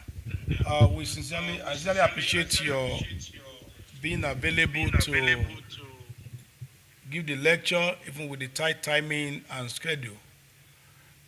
You use about 50. You use about 50-something minutes altogether. I know it's early. My people already pray here by dosing and bending. Yes, I saw many of them. They've just taken their lunch before they came in here, so we need to adjust. As we discussed, this one course is all right. This one course that actually not only in practice, it's a course, even in environmental standard, they call stakeholder engagement. I think at master's level. And one of the reasons why, actually, when we are discussing is, yes, I know you have experiences in field work as a World Bank expert. You move around the country. But I remember in Nigeria, you've seen a lot of projects. In the East Africa, West Africa, I'm aware of your role, all those things, including Chidi. My team, I believe they are happy from the way I saw them clapping. We also agree, by the 2 hours time that you are coming back, let me first of all confirm that. Is it easier for you that in 2 hours, what's the time now? This 3 p.m.? Yes. 3 p.m. In 4 hours time, you say you want to do the second batch so that I can tell my people now because I can see them dosing, but at the same time, probably they need to. Please, speak out, please. Let me hear first. You can still hear me. So, do you promise that you are coming by in 4 hours time, which will be 7 p.m. here, or 3 p.m. or 3 hours? Because my people need to sleep. 3 hours meaning what time is that? No, to be 6 p.m. No, to be 6 p.m. Kenya time. And then what time is yours? Okay. That'll be like 9 a.m. 6 p.m. my time. No, 6 p.m. my time. Should be okay. Initially we'll plan it for 8, right? 8. No, 8. Okay. If it's 8 p.m., what I can do? No, let's do it this way. I can give the link. I can give the link to everybody. They can be in their room. Yeah. To see what time it is by 3 p.m. No, 8. Let's use 8 p.m. Kenya time. No, I can be flexible. I don't want them to, they don't, maybe they want. No, they're already tired. They're already stressed. And we can do it. No, we can do it. We can do it as you said. I mean, we can do it. What time is it over there now? 3 o'clock, right? Yes. This is 3 p.m. now. You are just entering. Would it be okay to do it 6 p.m. so that they can be free? So that's the 3 hours time. Yeah. Is it okay, colleagues? And let me tell you why we are choosing this. I've discussed with some people we are eating. We want to see how we can work ourselves between now and Wednesday. So from Thursday, Friday, Saturday, son of men and daughters of women, be able to actually become free and so that you can enjoy your life. Because otherwise, we'll be sleeping and so on, you won't be able to do anything tangible later. The time is not convenient for both sides. If it's Nigeria, we know this place is 2 hours even ahead of us. Now it's 6 a.m., 7 a.m. Some other people join, which is like 4 a.m. for them to join the same thing. It's also not so convenient. As we are feeling, I should be sleeping that time. Somebody's just waking up. So we can do it in 3 hours time, like you already said. And I will agree with you. What I will do is to give the link to everybody, probably they can join their convenience and their rooms. I may be the person to help you to share the paper so that people can have the convenient time in their room join you. Thank you, sir. I have no problem. So what time is it? There are one or two questions before we turn it off. Yeah.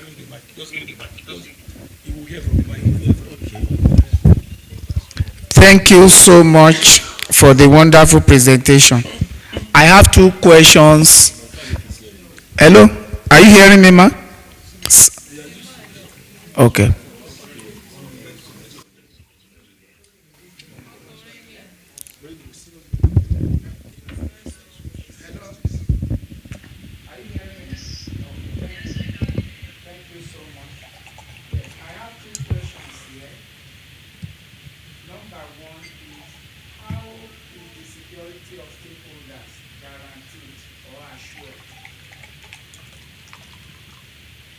Either at before the stakeholders engagement and post-stakeholder engagement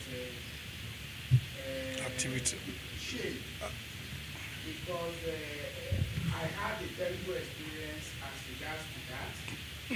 Then the second question is, what are the ethical requirements or consideration for a meaningful stakeholder engagement? Thank you. Epic.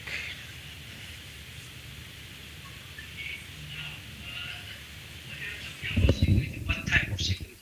Yes, okay. Okay, for instance, in most cases, okay, let me cite this example. Yes, everything has to come down to how transparent the parties into that project is. I've seen a situation whereby the client organization who is directly responsible to engage with the stakeholders are now coming up with what we call fake community people to engage with by sidelining the real indigenes, the real owners of the community.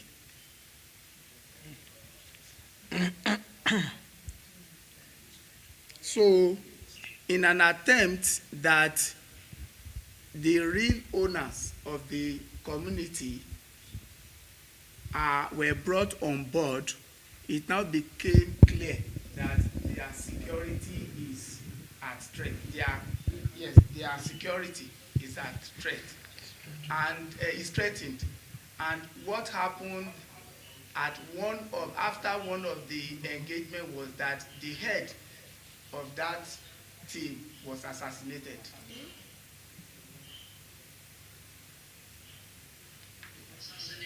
Yes. Yes, this has to do with an oil community in my state.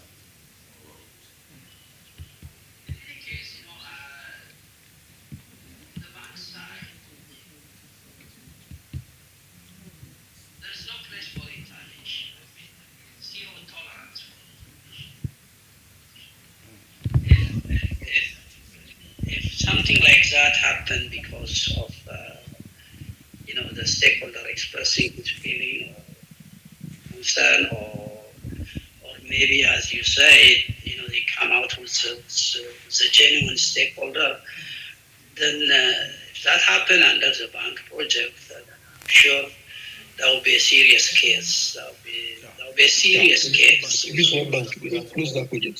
So that is serious. Yeah. So no retaliation. That's all I can tell you. But if that happened, it could be serious. I mean, the bank might stop really supporting projects, all that kind of thing. So I cannot tell you specifically, but it's zero tolerance from the bank side. Now, in terms of the ethical requirements, meaningful consultation.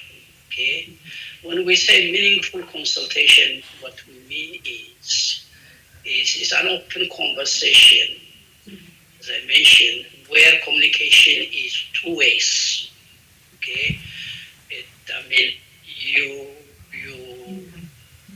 go to see stakeholder and as per the stakeholder objective and requirements. In the first place, you need to present the information very clearly and honestly. Okay, that is the purpose of stakeholder engagement. To let stakeholders understand what is the benefit, the risk of the project. Okay, and what can be done to mitigate those risks, and what can be also done to make sure that stakeholder opinion or view or concern is incorporated. So it's a two-way. From the project opponent side, you give all the information that are relevant of the project, including the project objectives, the risks that come with it, the benefits, and you name it all. Then from stakeholder side, they give their feedback. I mean, they may say that the project is not good for us. The design need to be changed. The risk is very, very, very threatening, and we may not accept this. It may create problems. So, it is an open two-way communication. So it's not the one way like it used to be, like I mentioned earlier, top down. You go, you tell them, look, this is what we feel you need, and this is what we should do. No, that is not a consultation. You tell them what you want to do, and they will tell you what they would like you to do.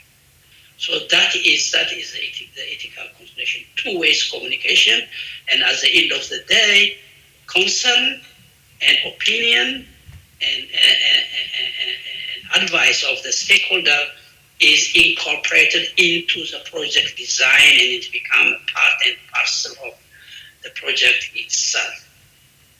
So I think that is ethical consideration from my end. I don't know. Did I answer your question?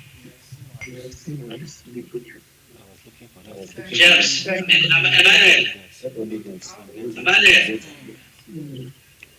Emmanuel. We can hear you. I'm asking Emmanuel if I answer his question. Yes. Thank you so much. Okay.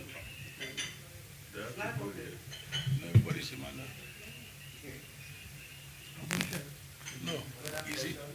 Is Emmanuel Akiziku's team that will prepare it to him?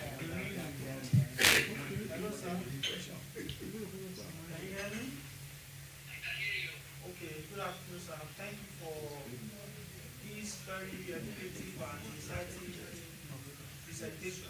I don't know where the projector is We going. derived so much value from it, and thank you very much once again. So I have two comments. The first is to buttress the points raised by my colleague concerning the security of professionals engaging in or participating or implementing stakeholder engagement. So I want to add another local example. About 2 years ago, the U.S. Embassy sent some of its staff to Anambra State or by local government, and they were going with police escorts. So they were going for stakeholders engagement in order to implement the project on So on the way, they were ambushed by armed gunmen who set the vehicles ablaze. So 7 persons died in the process. 3 staff of the U.S. Embassy and 4 mobile police officers. So this to add to what my colleague earlier mentioned, because security concern, the major security issue or threat is a major concern in implementing stakeholder engagement. So the second leg of my comments is to seek clarification from your expertise on the last slide where you mentioned the critical role. So, and that statement, I can see that project success precedes the social license to operate. And I'm recommending that the social license to operate should precede project success, because in the absence of social license to operate, it's difficult for project to succeed. What do you think about this? Thank you. That's a very interesting observation. Yeah, I agree with you.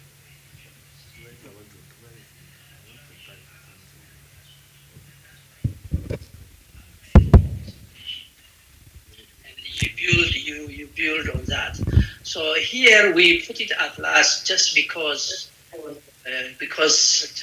we feel it is an outcome by itself.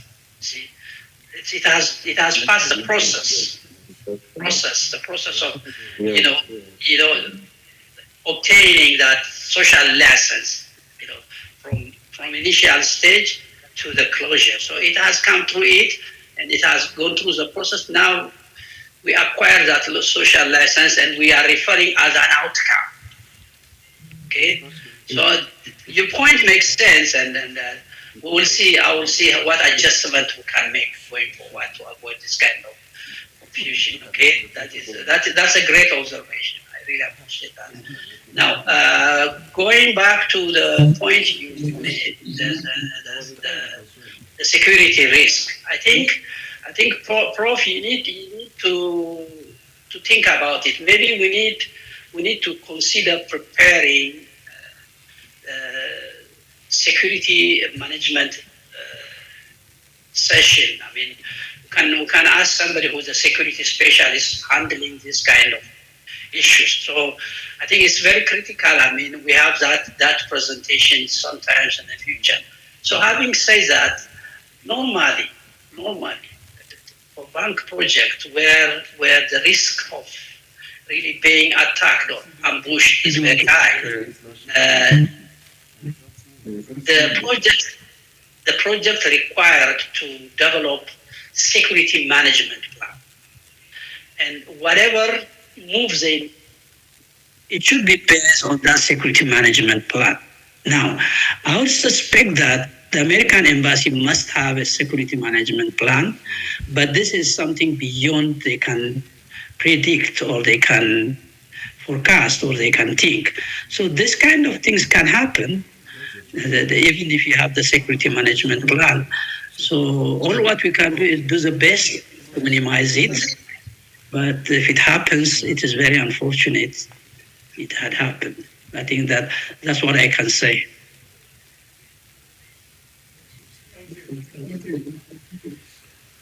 Okay, thank you so very much. So we are coming back what time? 6 o'clock? Right? Yes. Yes. You the same. All right. No problem. Okay. So thank you. Can you?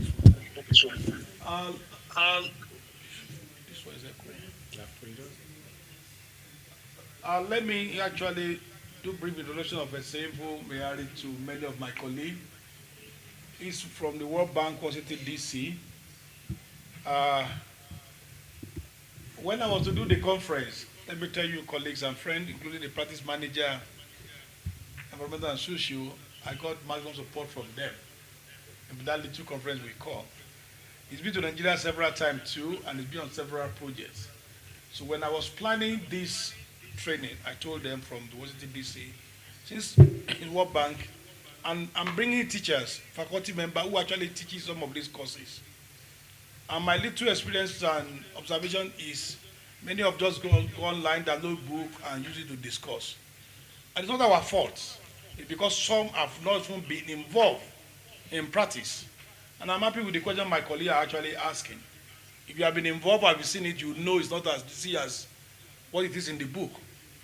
If you do stakeholder engagements at the beginning, in doing the project itself, and the closure. And ESS 10, he's been on it, on land acquisition and infrastructure settlement and so on.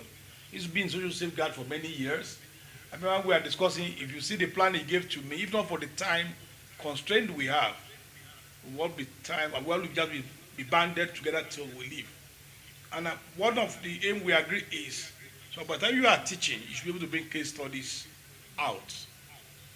I'm saying it again because sometimes we get notes and so on. The case studies help the students. And some of you have actually taught some of my master students in particular. I find that some of your so-called students are actually practitioners. And they are deep in knowledge, in what you are actually teaching. So that when they throw questions, because you are just like, you are privileged to be the teacher, you have never had this hands-on. Either you find a way of how to throw the question back for them to answer and so on. So, and I said, we cannot continue with this because hands-on is necessary. Practice is necessary. Nature of the job, some of us take some time, will not give you that room. So, Oga Seifu, and thank you so very much. My special regards to Oga Chudi, and if you can peep at any other time, I will appreciate it. Just for me, let me just see his face, and I'll try to talk to Leila and the other guys, the ladies, if they also just come peep to see my people we are ready to make progress. And I know I'm going to meet you again on this and on this, but rest assured we started planning for the next year conference so that I want to see everybody around the world from different parts of the continent. So all the projects are TTL and other people are called TTL, we need to inform them on time to come.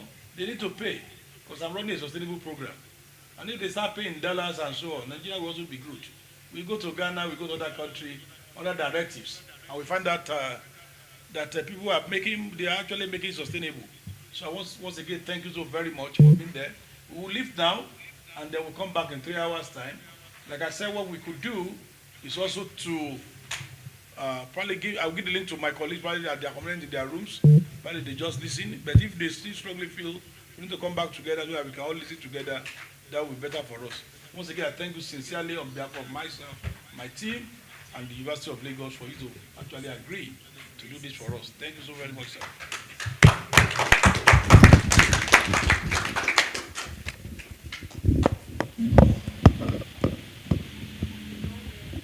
I see meeting, sir. That is the backbone of ESS, the ESF, environmental and social framework. And I invite you to sign in and because it's in demand and it is a key area more than any of them. So then I'll see you 3 hours later, and hopefully we'll have more conversation, more question under this involuntary settlement policy ESS 5. I look forward to see you 3 hours from now, and have a great evening. God bless you. Bye-bye. Bye. Bye. Bye. Bye.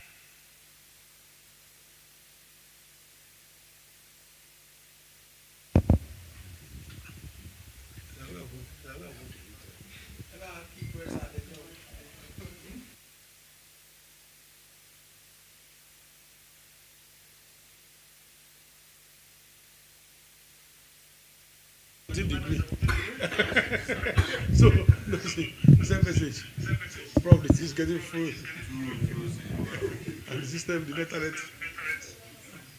All right, so on that note, I want to thank every one of you.